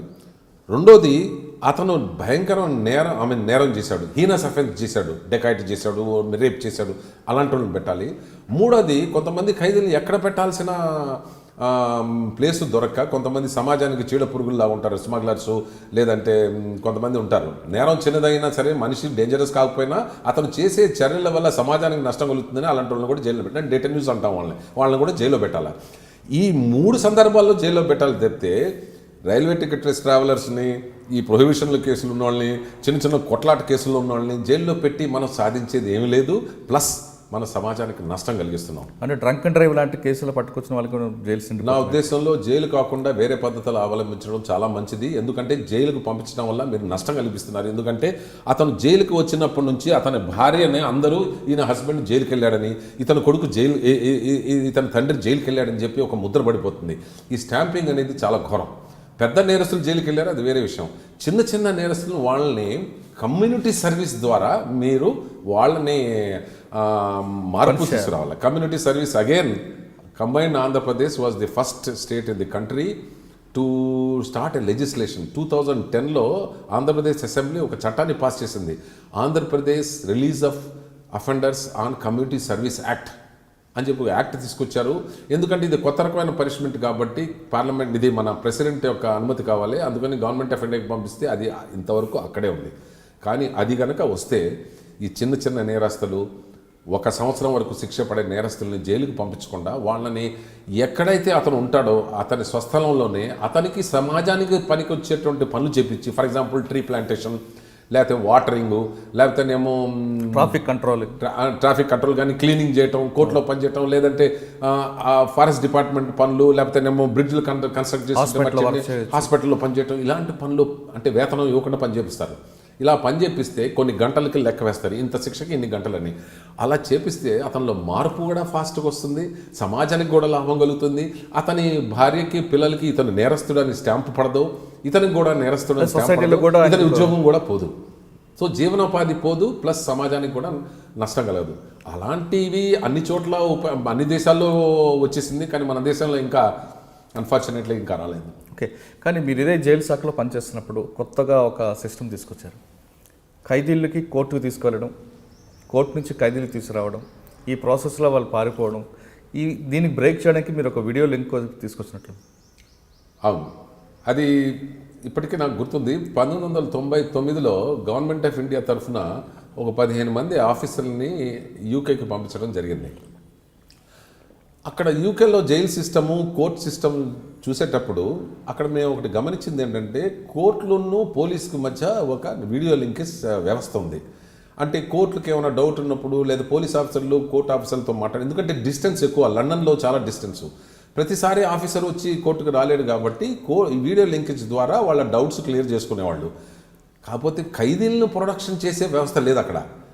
అప్పుడు నాకు హఠాత్తుగా ఐడియా, ఆలోచన వచ్చింది. మన ఇండియాలో ఖైదీల్ని కోర్టులకు ప్రొడ్యూస్ చేయాలంటే కొన్ని వందల మంది ఎస్కార్ట్ పోలీసులు అవసరం, వెహికల్స్ అవసరం, వాళ్ళకి డిఏలు ఇవ్వటం, సెక్యూరిటీ ప్రాబ్లమ్స్, ఇవన్నీ లేకుండా మనం వీడియో లింకేజ్ ద్వారా ప్రొడ్యూస్ చేస్తే చాలా బాగుంటుందని చెప్పేసి నేను ఒక రిపోర్ట్ తయారు చేసి ఇంగ్లాండ్ నుంచి తిరిగి రాగానే గవర్నమెంట్ ఆఫ్ ఇండియాలో సబ్మిట్ చేస్తే వాళ్ళు నా వంక చూసి, అహ్మద్ నువ్వు ఇంగ్లాండ్ నుంచి తిరిగి వచ్చేసావు, ఇప్పుడు ఇండియాలో ఉన్నావు, ఇప్పుడు ఇండియాలో ఇది పనికిరాదని చెప్పారు. అప్పుడు నేను తిరిగి వచ్చి మన డీజీ గారు కృష్ణరావు గారితో మాట్లాడాను. కృష్ణరావు చాలా బాగుంది అహ్మద్ గారు, మనం హోమ్ మినిస్టర్ దగ్గరికి పోదామన్నారు. వెంటనే మేము హోమ్ మినిస్టర్ దగ్గరికి వెళ్ళాము. అప్పుడు దేవేంద్ర గౌడ్ ఉండేవారు. ఆయన అన్నారు చాలా బాగుంది, సీఎం దగ్గర తీసుకెళ్దాం. With in a matter of few days CM said okay will do it. And వెంటనే మేము అన్ని ఏర్పాటు చేసుకొని జనవరి 21, 2001 అనుకుంటా 2001లో హైకోర్టుతో సంప్రదింపులు జరిపి హైకోర్టు వాళ్ళు ఎస్ అన్న తర్వాత ఒక టెంపరీ కోర్ట్ని జూబ్లీ హాల్, మన పబ్లిక్ గార్డెన్ జూబ్లీ హాల్ను టెంపరీ కోర్టుగా డిక్లేర్ చేసి మ్యాజిస్ట్రేట్ కోర్టు తయారు చేసి అక్కడ పెద్ద స్క్రీన్స్ పెట్టి చంచలగూడ జైలు నుంచి ఖైదీల్ని ఆ స్క్రీన్ మీద ప్రొడ్యూస్ చేశాము. అప్పుడు హైకోర్టు జడ్జిలు మాట్లాడారు, వాళ్ళతో మాట్లాడారు. ఆ కన్సర్న్ మ్యాజిస్ట్రేట్ మాట్లాడి అంతా చేసి జైల్లో పరిస్థితి బాగుందా, ఏముంది, మీ కష్టం ఏముందా అన్నీ అడిగిన తర్వాత మీ డేట్ ఆఫ్ హియరింగ్ మారుస్తున్నాం అని చెప్పి డేట్ ఆఫ్ హియరింగ్ మార్పించి ఆ రిమాండ్ సంతకం ఆయన స్టాంప్ వేశాడు. అది ఫస్ట్ దేశంలో revolutionary concept, speedy justice through technology. అంటే harnessing technology for criminal justice system అనేది ఫస్ట్ కాన్సెప్ట్. అది ఆ రోజు స్టార్ట్ చేశారు. మేము ఎప్పుడైతే స్టార్ట్ చేసామో వేరే రాష్ట్రాలు అందరూ వెంటనే స్టార్ట్ చేశారు. ఇప్పుడు ఏ స్టేజ్కి వెళ్ళిందంటే government of India wants to link the police, judiciary and courts, మూడింటిని కలపాలని కూడా ఒక పెద్ద ప్రాజెక్ట్ నడుస్తుంది. సో నా జీవితంలో అది చాలా ఇంపార్టెంట్ ఘట్టం. అది ఒక రిఫార్మ్, అందరికీ పనికొచ్చినట్టు దేశం అంతా అవలంబిస్తున్నటువంటి రిఫార్మ్ అది. ఇది కాకుండా జైలు శాఖలో అహ్మద్ గారి ముద్ర అంటూ కొన్ని ఉన్నాయి, ఆ ప్రాజెక్టులు చెప్పగలరా? ఈ community service of offenders act, దీనికోసం చాలా కష్టపడ్డాము. వీడియో లింకేజ్ కోసం చాలా కష్టపడ్డాము. అలాగే జైళ్ళలో ఖైదీల క్లాసిఫికేషన్ అనేది కొత్త పద్ధతి ఒకటి తీసుకొచ్చాము. ఇంతకుముందు జైళ్ళలో నేరాన్ని బట్టి, అతని యొక్క బ్యాక్గ్రౌండ్ని బట్టి ఖైదీల్ని ఏ క్లాసెస్గా డివైడ్ చేయాలనేది లేదు. సెక్యూరిటీ కేటగరైజేషన్ అంటారు. ఇది అన్ని దేశాల్లో ఉంది. సో అది ఫస్ట్ టైం తీసుకొచ్చి ఆంధ్రప్రదేశ్ జైల్లో నేను స్టార్ట్ చేసాం. దాన్ని డీజీ గారు కూడా వెంటనే అవలంబించారు. అది ఇంప్లిమెంట్ చేస్తున్నాం. అంటే జైలుకి రాగానే అతని బ్యాక్గ్రౌండ్, అతన్ని ఏం నేరం చేశాడు, ఇంతకుముందు ఏం నేరాలు చేశారు, ఎక్కడి నుంచి పారిపోయాడా, వేరే జైల్లో ఎక్కడైనా కన్ఫైన్ అయ్యాడా, అతని జైల్లో వేరే జైల్లో చరిత్ర ఏమిటి, ఇదంతా చూసి అతన్ని కేటగరైజ్ చేస్తాం. అంటే S1, S2, S3, S4 అని 4 కేటగిరీస్గా. సో S4 అండ్ S3 వాళ్ళు పారిపోరు. మీకు తలుపు తీసి పెట్టిన డోర్స్ ఓపెన్ చేసినా పారిపోరు. కేటగిరీ 1 పారిపోతారు. ఎందుకంటే వాళ్ళు brain washed people like terrorist, extremist, fundamentalist, వీళ్ళు పారిపోరు. కేటగిరీ 2లో ఉన్నవాళ్ళు కేటగిరీ 1లో ఉన్నంతగా డేంజరస్ కాదు, కానీ అవకాశం వస్తే పారిపోతారు. డెకాయిట్స్, 4-5 కేసుల్లో ఉన్నవాళ్ళు, వేరే రాష్ట్రాల వాళ్ళు. సో వీళ్ళని మనం చాలా జాగ్రత్తగా చూడాలి. సో మన దగ్గర ఉన్నట్టు వనరులు ఏవైతే స్టాఫ్ కానీ ఏవన్నీ కానీ అనవసరంగా మనం ఏం చేస్తున్నాం, అందరి మీద వేస్ట్ చేస్తున్నాం. ఫర్ ఎగ్జాంపుల్ టికెట్లెస్ ట్రావెలర్స్, లేకపోతేనేమో చిన్న చిన్న నేరస్తులు వాళ్ళు పారిపోయినట్టు ఎట్టి పరిస్థితుల్లో పారిపోయిన అలాంటి వాళ్ళ మీద వేస్ట్ చేస్తున్నాం. సో ఈ కాన్సెప్ట్ వల్ల ఏమైంది, మన దగ్గర ఉన్న రిసోర్సెస్ని ఏ విధంగా ప్రాపర్గా చేసుకున్నాం, అదొక కాన్సెప్ట్ మంచిది. ప్లస్ పీపీపీ అంటే ప్రైవేట్ పబ్లిక్ పార్టిసిపేషన్ అనేది ఫస్ట్ టైం నేను తీసుకొచ్చాను. వైజాగ్లో ఖైదీలనేమో రోజుకి ఆ రోజుల్లో రోజుకు 100 రూపాయలు వచ్చేటట్టుగా చేశాను. అక్కడ ఓలా ఎక్స్పోర్ట్స్ అని చెప్పి క్యాష్ ఉన్న జీడిపప్పు ఎక్స్పోర్ట్ దాంట్లో మేము హ్యాండ్ హెల్డ్ మెషిన్స్ ఇన్స్టాల్ చేసి వైజాగ్ జైల్లో ఆ ఖైదీలకి 100 రూపాయలు వచ్చేటట్టుగా చేసాం. అదొక పీపీపీ కాన్సెప్ట్. దాని తర్వాత కొత్త ఓపెన్ ఎయిర్ జైలు రాజమండ్రిలో స్టార్ట్ చేసాం ఫస్ట్ టైం. బాలయోగి గారు వచ్చి ఓపెన్ చేశారు. ఓపెన్ ఎయిర్ జైల్ కాన్సెప్ట్ అనేది ఇది బెస్ట్. ఈవెన్ బీబీసీ ఒకసారి ఇండియాకి వచ్చినప్పుడు ఓపెన్ ఎయిర్ జైల్ కాన్సెప్ట్ చూసి ఆశ్చర్యపోయారు. రాజస్థాన్లో సంగనీర్ అనే ప్లేస్లో ఖైదీలు వాళ్ళ సంసారం వాళ్ళ భార్య పిల్లలతో వాళ్ళు ఆ క్యాంపులో ఉండటం, పొద్దున్నే లేచి బయటికి పోయి కూలి పనులు చేసుకోవటం, మళ్ళీ సాయంత్రం రావటం, పిల్లల్ని స్కూల్కి పంపించడం, అది రియల్ రీహాబిలిటేషన్ రిఫార్మేషన్. ఆ కాన్సెప్ట్ ఆంధ్రప్రదేశ్లో తీసుకురావాలంటే అన్ఫార్చునేట్లీ మా అధికారులే దాన్ని ముందుకు సాగనివ్వలేదు. చాలా ప్రయత్నం చేశాం. అలాగే ఫోన్ సిస్టమ్ ఆంధ్రప్రదేశ్లో అన్ని రాష్ట్రాల కన్నా ముందు తీసుకురావాలంటే అక్కడ కూడా అవరోధాలు అయిపోయింది. చాలామంది అంటే clash between progressive thinking and also conservative thinking. అది కాకుండా నేను ఫర్మ్గా బిలీవ్ చేసేది అంటే అందరికంటే మీరు ముందు ఆలోచించి ఒక రిఫార్మ్ తీసుకొస్తే మిమ్మల్ని ప్రోగ్రెసివ్ అంటారు. అందరూ చేసిన తర్వాత మనం చేస్తే మనం బ్యాక్వర్డ్ అని అర్థం. సో కొన్ని రిఫార్మ్స్లో మనం కొంచెం వెనకబడ్డాం. యాక్చువల్గా మనం స్టేట్లో కంట్రీలో ఫస్ట్ అయి ఉండేవాళ్ళం. అయినా సరే లేట్ అయినా సరే మనం చివరికి వాటిని చేయగలిగాం. కాకపోతే రాజస్థాన్ ప్యాటర్న్ మనం చేయలేకపోయాం. ఈ మధ్యలో కొన్ని వెస్ట్ బెంగాల్లో చేశారు, బీహార్లో చేసేసారు, ఒరిస్సాలో కూడా చేస్తూ ఉన్నారు, మహారాష్ట్రలో చేశారు.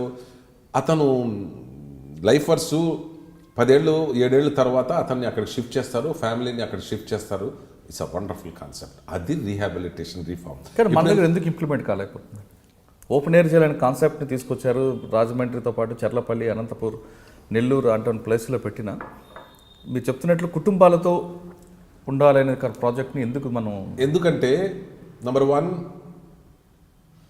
The leadership doesn't believe in this kind of reform. They believe a criminal is a criminal. ఒక నేరస్తుడే. ఒకసారి నేను ఇది కాన్సెప్ట్ చెప్పినప్పుడు ఒక కాన్ఫరెన్స్లో పెద్ద పోలీస్ ఆఫీసర్లు అందరూ ఉన్నారు, హోమ్ మినిస్టర్ గారు కూడా ఉన్నారు. ఈ కాన్సెప్ట్ చెప్తే ఏ మహమ్మద్ ఖైదీలకి ఫ్యామిలీతో ఇంత కన్సెషన్ ఇస్తారా మీరు ఫ్యామిలీతో ఉండేటంటే he was meaning something else. అంటే prisoners should be deprived of sex, deprived of family relations అన్నట్టుగా. అప్పుడే రియల్ పనిష్మెంట్ అనేది. అంటే the concept of punishment in different wings of the criminal justice is different. We don't believe that we're punishing the people. It's not our job. It is the court who punishes. This is a very good concept which the Supreme Court clarified. ఇప్పుడు దాంట్లో 3 principles ఇచ్చింది court. A person comes to jail as a punishment and not for punishment. ఒక మనిషి జైలుని తీసుకొచ్చామంటే అతని punishment కోసం తీసుకురాలేదు, punishment ఇచ్చారు కాబట్టి తీసుకొచ్చారు. That's number 1 concept. రెండోది మార్పు తీసుకురావాలి కదా. అంటే జైళ్లలో జైలు అధికారులకు పనిష్మెంట్ ఇచ్చే అధికారం లేదు. ఇది కోర్టుల అధికారం వాళ్ళు ఇచ్చేశారు, మన దగ్గర తీసుకొచ్చారు. మన యొక్క ఆబ్జెక్టివ్ ఏంటి? వాళ్ళని సక్రమైన మార్గంలో పెట్టి వాళ్ళకేమో స్కిల్ డెవలప్మెంట్ చేసి మనుషులుగా ట్రీట్ చేసి అతని డిగ్నిటీ మెయింటైన్ చేసి పారిపోకుండా చూసి అతన్ని మనిషిగా చేయటం, అది మా బాధ్యత. సుప్రీంకోర్టు చెప్పింది a person who comes to jail does not become a non person. ఒక మనిషి జైలుకి వచ్చినంత మాత్రాన మనిషి కాకుండా పోడు, అతను మనిషిలాగానే ఉంటాడు. అంటే మన కాన్స్టిట్యూషన్లో ఫండమెంటల్ రైట్స్ ఉన్నట్టుగా అని హ్యూమన్ రైట్స్ కాన్సెప్ట్. మూడోది ఏం చెప్పారంటే ఒక మనిషి జైలుకి తీసుకొచ్చినా అతని యొక్క రైట్స్ ఏవి తీసుకోపోడు ఎక్సెప్ట్, అంటే he enjoys all the rights except those restricted temporary. అతని యొక్క మానవ హక్కులు కానివ్వండి, అతని యొక్క ప్రాథమిక హక్కులు కానీ ఏవి పోవు. కొన్ని హక్కులు మాత్రం టెంపరీ రిస్ట్రిక్ట్ చేయబడతాయి. For example right to movement, right to freedom speech, right to profession అన్నీ. సో ఈ కాన్సెప్ట్ ఎవరైతే జైలు అధికారుల్లో పాతుకొని పోయి ఉంటుందో వాళ్ళు మంచి అధికారులుగా వస్తారనమాట. ఈ ఈ ఈ ఈ పనిష్మెంట్ కాన్సెప్టు జైల్ డిపార్ట్మెంట్ అంతా reform concept, jail head of the department ఏమో నో పనిష్మెంట్ కాన్సెప్ట్. సో ఎప్పుడైతే జైలు అధికారులు అంటారు ఫ్యామిలీస్ని ఎలా చేద్దామంటే నో, ఫ్యామిలీస్ని అది ఇవ్వడం అది ఘోరం, ఇవ్వకూడదు అని అంటారు. సో ఆ క్లాష్లో అలాంటి రిఫార్మ్స్ రాలేకపోయింది. ఓకే, అంటే మీరు చేస్తున్న సర్వీస్లో చెర్లపల్లి అవ్వచ్చు లేదా డిఏజీ ఉన్న టైంలో చెర్లపల్లితో పాటు చెంచులగూడ మిగతా జైల్స్లో, సెంట్రల్ జైల్స్లో చాలామంది వీవీఏపీస్ ఖైదీస్ వచ్చారు. సత్యం రామలింగరాజు లాంటి వాళ్ళు కానీ చాలామంది వచ్చారు. అటువంటి ఖైదీలు కానీ లేదా వేరే ఖైదీలు ప్రిజనర్స్ ఉన్నప్పుడు వాళ్ళకి స్పెషల్ ట్రీట్మెంట్ ఇవ్వమని కానీ లేదా వాళ్ళకి ములాఖాతులు ఇవ్వడం విషయంలో లేదా వాళ్ళకి హాస్పిటల్కి పంపించాలని ఇటువంటి యాక్సెప్ట్లో మీకు ఏమైనా బాగా ప్రెజర్ వచ్చాయేమో? ప్రెషర్స్ వస్తుంటాయి, ఒకసారి మినిస్టర్ల దగ్గర నుంచి కూడా వస్తాయి. కానీ ఇక్కడ మీరు ఆలోచించుకునేది ఏంటంటే you have to be professional. There are 2 concepts. ఒకటి ట్రాన్స్పరెన్సీ, రెండోది ప్రొఫెషనల్. ఇఫ్ ఎవరైనా మీ మీద ప్రెషర్ పెట్టి అతనికి ఇల్లీగల్ ఫెసిలిటీ ఇవ్వనప్పుడు మీకు ఆ ధైర్యం, ఆ గట్స్ ఉండాలా, చెప్పాలా నేను చూస్తాను సార్, రూల్ ప్రకారం ఏది ఇస్తుందని నేను తప్పనిసరిగా ఇస్తాను అని చెప్పేసి మనం చెప్పి ఆ టైంకి మనం అతనికి ఆ విధంగా చెప్పేస్తే తర్వాత వాళ్ళు మళ్ళీ రెండోసారి ప్రెషర్ చేయరు. తర్వాత రెండోది మీ యొక్క క్యారెక్టరు, మీ యొక్క నేచరు అర్థమైపోతుంది. ఈ పాటికి మీ జైల్ డిపార్ట్మెంట్లో ఏ మనిషి ఎలాంటోడు అనేది తెలిసిపోతుంది మీ యొక్క చర్యల వల్ల. సో ఫోన్ చేయడానికి కూడా ఒకసారి జంకుతారు, జంకినా కూడా కొంచెం మీరు చూసుకోండి అంటే నేను చూసుకుంటాను, మీరు పర్లేదని చెప్తాం. హాస్పిటల్కి వెళ్ళమని చెప్తే నేనేం చెప్తానంటే హాస్పిటల్లో పరిస్థితులు దుర్భరంగా ఉంటే మా జైలు హాస్పిటలే బాగుంటుంది, మా డాక్టర్ గారికి చూపిస్తాను, మీకేం పర్వాలేదని చెప్పి నేను టాక్ట్ఫుల్గా మాట్లాడి అలాంటి ఇన్సిడెంట్స్ ఎన్నో జరిగినాయి. పెద్ద నేరస్తులు చెంచలు కూడా వచ్చినప్పుడు మీరు చెప్పిన పేరు ఇలా వచ్చినప్పుడు కొంత ప్రెషర్ జైలు అధికారుల మీద ఉంటుంది. ఆ ప్రెషర్లు రానివ్వకుండా ఉండాలని చెప్పి మా డీజీ గారు అప్పుడేమన్నారు, నన్ను పిలిపించి ఈ పర్టికులర్ ఖైదీ యొక్క అన్నీ మీరు జాగ్రత్తగా గమనించండి. ఆ రోజుల్లో నేను ఐజీగా ఉండేటప్పుడు నాకు ఇంట్రెస్ట్ చేశారు. అతని ఇంటర్వ్యూలు కానివ్వండి, అతను హాస్పిటల్కి వెళ్ళినప్పుడు కానీ వెళ్ళాలన్నా కానీ అన్ని విషయాలు మీ యొక్క పరిధిలో కానివ్వమని చెప్పారు. అందుకని నేనున్నంతకాలం ఒక్క ఫిర్యాదు కానీ ఒక్క తప్పు కూడా పట్టుకోలేదు. ఎందుకంటే స్ట్రేట్ ఫార్వర్డ్ అతను. మీరు ఎంత పెద్ద మనిషి అయినా, మినిస్టర్ అయినా, నాకు ఇప్పటికి కూడా ఒక విషయం పెట్టుకోవచ్చు. ఈ విషయం చెప్పినప్పుడు నేను ముషీరాబాద్ జైల్లో ఉన్నప్పుడు ఒకసారి ఫార్మర్ ఇందిరారెడ్డి గారు ఎమ్మెల్యేగా ఉన్నారు, అప్పటికి హోమ్ మినిస్టర్ అవ్వాలి ఆయన. ఇందిరారెడ్డి గారు ఏదో పోలీసు అరెస్ట్ చేశారు, పోలీస్ కేసులో. ఆయన జైలుకి వచ్చారు, నేను ఆఫీస్లో కూర్చున్నాను. ఆయన రాగానే మీ సూపరింట్ గారిని కలవాలని చెప్పి అన్నారు. సో మా జైలర్ గారు ఫోన్ చేసి, సార్ ఇందిరారెడ్డి ఎమ్మెల్యే వచ్చారు, మిమ్మల్ని కలుస్తారట. సో పంపించమని చెప్పాను. సో ఆయన నా రూమ్కి వచ్చారు, తలుపు తీసుకొని నమస్తే అండి సూపరింట్ గారు అన్నాను. నేను లేచి ఎమ్మెల్యే కదా, ఆయన కలిసి నమస్తే కూర్చోండి సార్ అని. తర్వాత వెంటనే కూర్చున్న తర్వాత వెంటనే ఆయన ముందుకు వంగి టెలిఫోన్ తీసుకుని డైల్ చెప్పారు. ఏదో నంబర్ చెప్పితే నేను చెప్పాను, వద్దు చేయొద్దండి, ఇట్స్ నాట్ కరెక్ట్, చేయకూడదు, మీరు పెట్టని చెప్పాను. నేను ఎమ్మెల్యే కదా, నేను ఎందుకు చేయకూడదు, నేను చేయొచ్చు కదా అన్నాను. లేదండి, చేయటానికి లేదు అలాగా, అది చేస్తే మీ రేపు పొద్దున తెలిస్తే మీ పేరు చెల్లుతుంది, జైల్ డిపార్ట్మెంట్ పేరు కూడా తెలుస్తుంది. మీకు ఏమైనా అర్జెంట్ సమస్య ఉంటే చెప్పండి, మా వెల్ఫేర్ ఆఫీసర్ అని ఆయన పని అదే. ఖైదీలకి ఏమైనా సమస్యలు ఉంటే ఆయన తీరుస్తారని, ఏమైనా మెసేజ్ ఇవ్వాలన్నా, ఏమన్నా మీ ఫ్యామిలీకి చెప్పాలన్నా ఆయన చూసుకుంటారని చెప్తే ఇందిరారెడ్డి కొంచెం అవాక్ అయిపోయాడు, టేకెన్ అ బ్యాక్ అంటారే అలా అయిపోయాడు. తర్వాత ఆయన ఆ రోజు జైల్లో ఉన్నాడు, నెక్స్ట్ డే బెయిల్ మీద వెళ్ళిపోయాడు. వెళ్ళిన 2 రోజుల తర్వాత హోమ్ మినిస్టర్ అయ్యాడు ఆయన. హోమ్ మినిస్టర్ అయిన తర్వాత నార్మల్లీ నాకు ఎక్కడో అనిపించింది, ఇప్పుడు అతను నేను చేసిన పని ఆయన మంచిగా ఒక సిన్సియర్ ఆఫీసర్ని చేసుకునేది కనుక ఆలోచిస్తే అప్రిషియేట్ చేస్తాడు. లేదు నేను ఎమ్మెల్యేను, నన్ను ఇప్పుడు హోమ్ మినిస్టర్ చూద్దాం ఎలా చేస్తాడని అనుకుంటే నా పరిస్థితి వేరుగా ఉంటుంది. అయినా సరే నా మనసులో ఎక్కడో చిక్కుమంది. సో వెంటనే డీజీ గారు అన్నారు, కొత్త హోమ్ మినిస్టర్ గారు వచ్చారు, మనం కాలాన్ని చేయాలని చెప్పేసి అందరూ బొకేస్ తీసుకొని ఆ రోజు హోమ్ మినిస్టర్ గారి సెక్రటరియట్కి వెళ్ళాము. నేను కొంచెం ముభావంగానే నేను ఉన్నాను. సో బయట వెయిట్ చేస్తున్నాం, అంతలోకి రమ్మని చెప్పి అన్నారు. తలుపు తీయంగానే మేమంతా ఎంటర్ అవ్వగానే మినిస్టర్ గారు కూర్చున్నారు దూరం, అక్కడ పెద్ద టేబుల్ కూడా ఉండేది. వెంటనే మమ్మల్ని చూసి ఆయన లేచి అలా బయటకు వచ్చేసి, రండి అహ్మద్ గారు అని చెప్పేసి ముందు వచ్చి నా చేతులు తీసుకొని కలిపి నా చేతిలో ఉన్న బొకే తీసుకొని తర్వాత డీజీని కలిసి వాళ్ళని కలిసి లోపల తీసుకెళ్ళారు. డీజీ గారు ఆశ్చర్యం, ఇతనికి ఎలా తెలుసు హోమ్ మినిస్టర్ గారు అని. అప్పుడు హోమ్ మినిస్టర్ చెప్పాడు, I like this officer because he has the guts to say that no don't telephone అని చెప్పేసి ఐ అప్రిషియేట్ అన్నాడు. So that is the difference between some people take it in a different way, some people and all.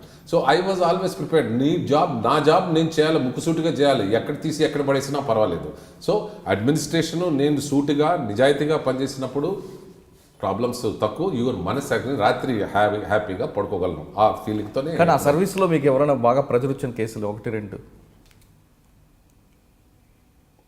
నేను 1-2 చెప్పలేను, చాలా కేసులు వచ్చినాయి అలాగా. But then I was always like this only. So I'm sorry, ఒక్కొక్కసారి నేను ముఖం మీద చెప్పేస్తాను ఐఎమ్ సారీ. అంటే ఏమైనా ఎగ్జాంపుల్ ఏమైనా చెప్పగలరా, గుర్తున్నాయా?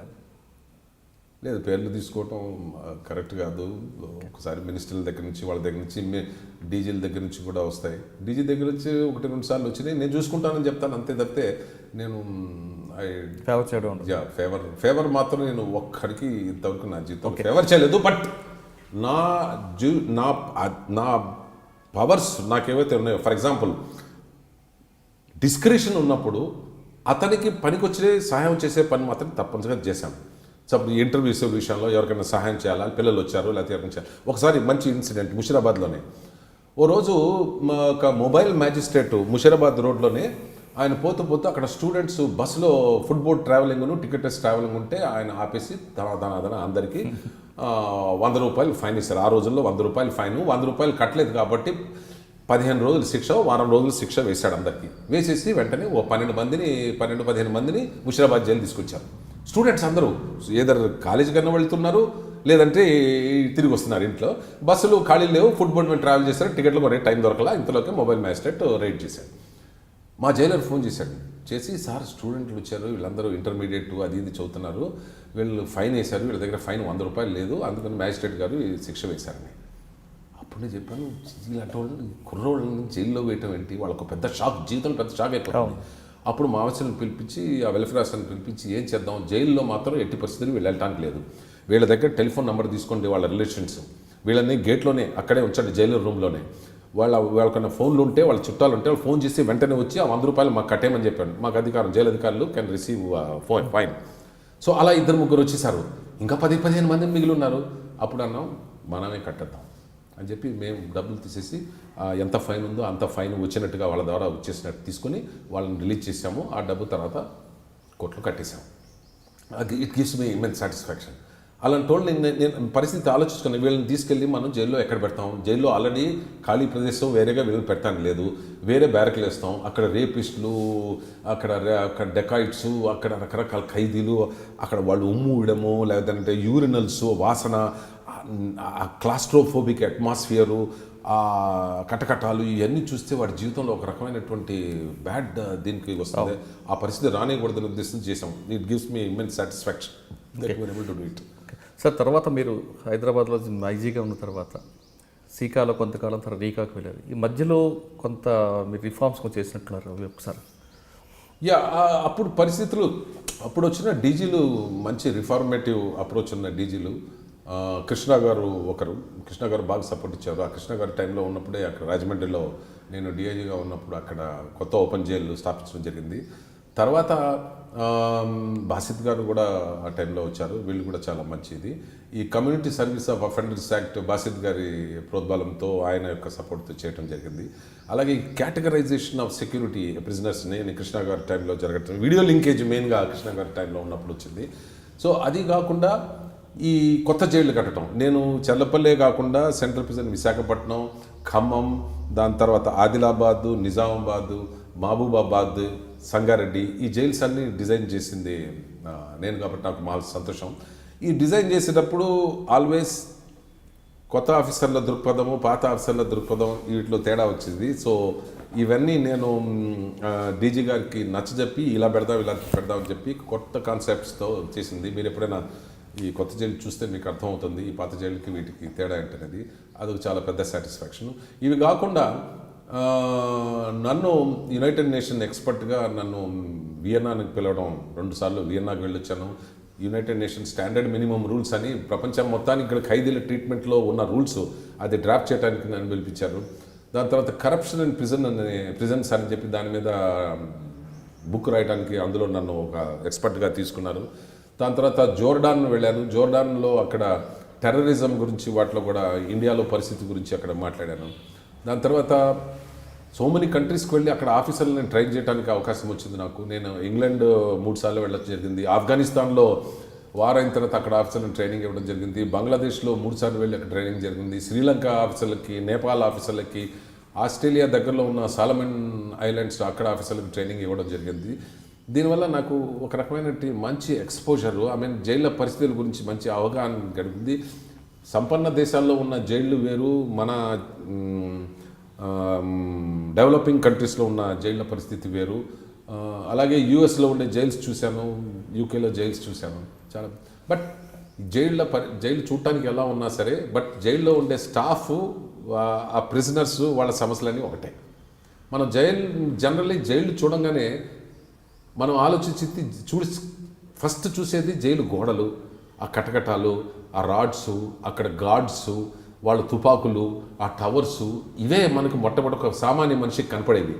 కానీ అసలు జైలు అనగానే ముఖ్యంగా గమనించాల్సిందంటే అక్కడ ఉండే ఆ మనుషులు ఎవరైతే ఉంటారో, ఒక గ్రూప్ ఏమో ఖైదీలు, ఒక గ్రూప్ ఏమో స్టాఫ్.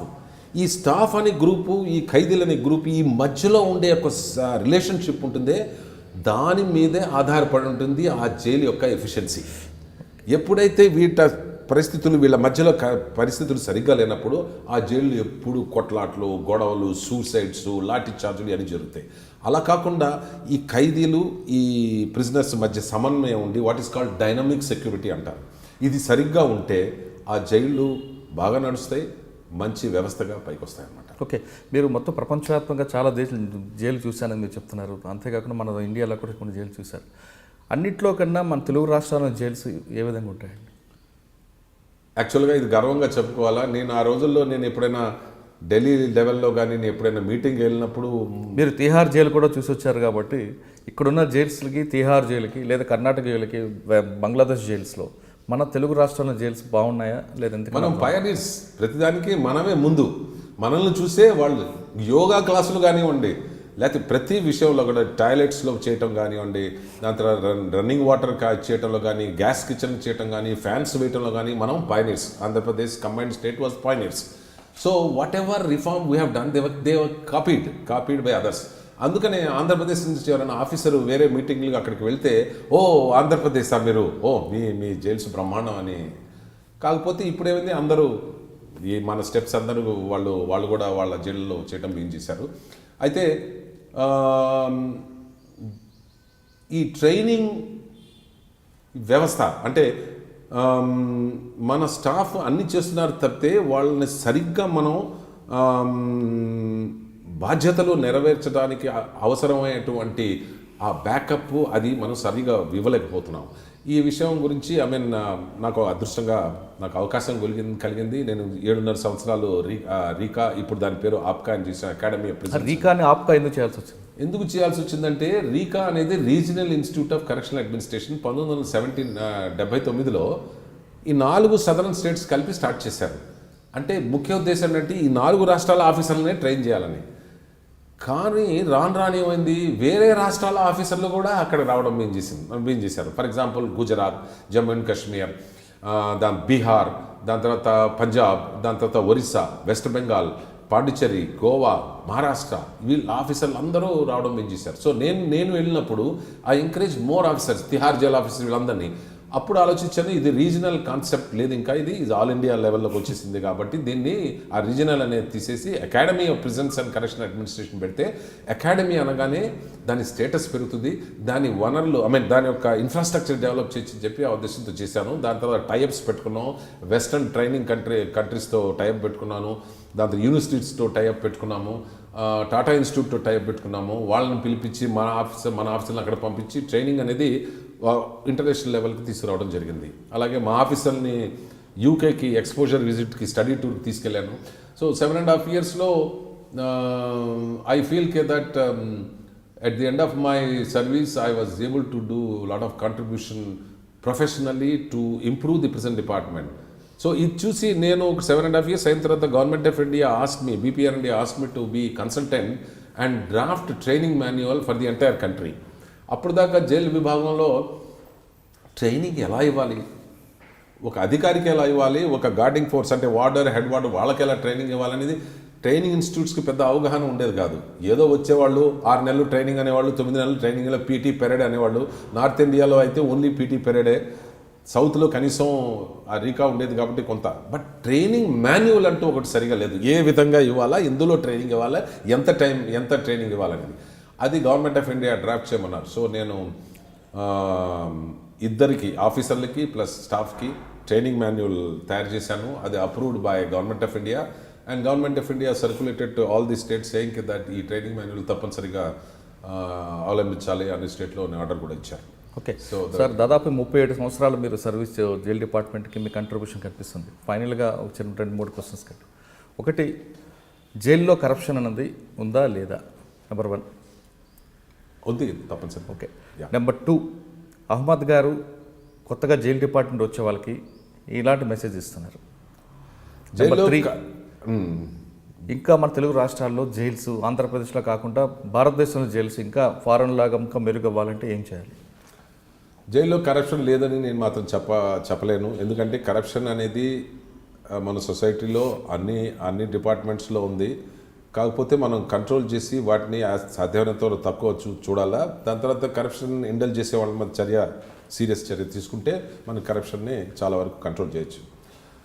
రెండవది, jail department or correctional administration అది ఒక చాలా సీరియస్ సబ్జెక్ట్గా తీసుకోవాలి. క్రిమినల్ జస్టిస్లో దీనికి చాలా లీస్ట్ ఇంపార్టెన్స్ ఉంది. చాలామందికి దీని మీద సరైన అవగాహన లేక లేనిపోని అబండాలు వేస్తుంటారు. సమాజానికి కూడా తెలియాలా మన జైలు అధికారులు చేసేటువంటి వాళ్ళు చేసే యొక్క సేవ తెలుస్తుండాలి. అందుకనే వెస్ట్రన్ కంట్రీస్లో ప్రతి జైలు అధికారి జేబులో ఒక కార్డు ఉంటుంది. వీ సర్వ్ ది సొసైటీ అని రాసి ఉంటుంది.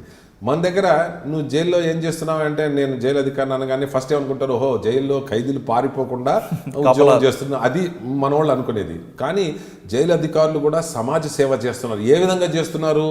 కోర్టు ద్వారా పంపబడినటువంటి ముద్దాయిలు కానీ శిక్షపడిన ఖైదీలుగా వాళ్ళని మన సంరక్షణలో పెట్టుకొని వాళ్ళ మంచి మనుషులకు చేసి పంపిస్తున్నాం. ఇది ఒక నోబుల్ సర్వీస్. ఒక నర్స్ కానీ ఒక డాక్టర్ కానీ ఏం చేస్తాడు, ఎవరికైతే జబ్బు పడిందో అతన్ని నయం చేసి మంచిగా చేస్తాడు. అలాగే మేము కూడా గాంధీ గారు కూడా ఇదే మాట అన్నారు. మాది కూడా ఒక బ్రహ్మాండమైనటువంటి ఒక సర్వీస్ అనమాట. ఆ సర్వీస్లో మేము వందల వేల మంది ఎవరైతే లాని వయలేట్ చేస్తారో అలాంటి వారిని మనం మా అధీనంలో పెట్టుకుని వాళ్ళకు మంచి సంరక్షణ ఇచ్చేసి వాళ్ళని మనం వెనక్కి పంపిస్తున్నాం. అది మనకు గ్రేట్ సాటిస్ఫాక్షన్. సో కొత్తగా వచ్చి జైలు ఆఫీసర్లు చాలామంది ఈ యూనిఫామ్ అన్నీ వేసుకుని వాళ్ళు ఒక విధంగా వాళ్ళు చేయాల్సిన పని మర్చిపోయి ఆ యూనిఫామ్లో ఆ యొక్క స్టేటస్ కాంప్లికేషన్ ఫీల్ అవుతుంటారు. నేను ఇది ఆలోచించి ఒకసారి ఒక పెద్ద మీటింగ్లో అన్నాం, జైలు అధికారులకు ఒక ఐడెంటిటీ రావాలంటే మనం ఈ కాకి పెట్టుకోవడం కరెక్ట్ కాదు. ఈ కాకి అనేది ఒక సింబల్ ఆఫ్ పవర్ అయిపోయింది, పోలీస్ అయిపోయింది. సో మనం పెట్టుకోకూడదంటే చాలామంది ఆఫీసర్లు వెంటనే వాళ్ళు ఇచ్చేశారు, ఏంటి ఈ కాకి తీసేస్తే మాకు పొరవ ఉండదు సార్ అది ఇదని. బట్ మనం కష్టపడాలా. జైలు అధికారులు తమ సొంత ఐడెంటిటీ సంపాదించుకోవాలా. జైళ్ళని సరిగ్గా నిర్వహించి ఖైదీలు పారిపోకుండా భయంకరమైన నేరస్తుల్ని నియంత్రించి మామూలు ఖైదీలని వాళ్ళ మంచిగా ఇంకా తయారు చేసి వాళ్ళని బయటికి చేస్తుంటే మనకి మెంటల్ సాటిస్ఫాక్షన్. రేపు పొద్దున మీరు రిటైర్ అయిన తర్వాత ఏం చేశారంటే జైలు డిపార్ట్మెంట్లో నాకు చేతనంత వరకు నేను కొన్ని రిఫార్మ్స్ తీసుకొచ్చాను, అదే నాకు గ్రేట్ సాటిస్ఫాక్షన్ అనే ఫీలింగ్ ఉండాలి. ఓకే. జైలు అనగానే క్రిమినల్స్తో ఉంటారు. జైల్లో పనిచేసే వాళ్ళు ఖచ్చితంగా కాకి యూనిఫామ్ వేసుకొని వాళ్ళ ఒక అధికారిగా ప్రవర్తిస్తారు. కానీ అహ్మద్ గారు చెప్తున్నట్లుగా క్రిమినల్స్కి వచ్చిన వాళ్ళకి మంచి స్వభావం ఇచ్చి మంచిగా బయటికి పంపడం, వాళ్ళకి రిఫార్మ్ చేయడం అనేది ఒక టీచర్ ఉద్యోగులుగా భావించాలన్నారు అహ్మద్ గారు. అంటే సమాజంలో మేము ఒక భాగస్వాములు నిరూపించడానికి ఒక మంచి అవకాశం జైలు డిపార్ట్మెంట్ పనిచేయాలనేది అహ్మద్ గారి సర్వీస్లో తెలుస్తుంది. ఇది ఈ వారం అహ్మద్ గారితో ఎక్స్క్లూజివ్ ఇంటర్వ్యూ. వచ్చే వారం మరో గెస్ట్తో మళ్ళీ కలుద్దాం. అంతవరకు నమస్కారం.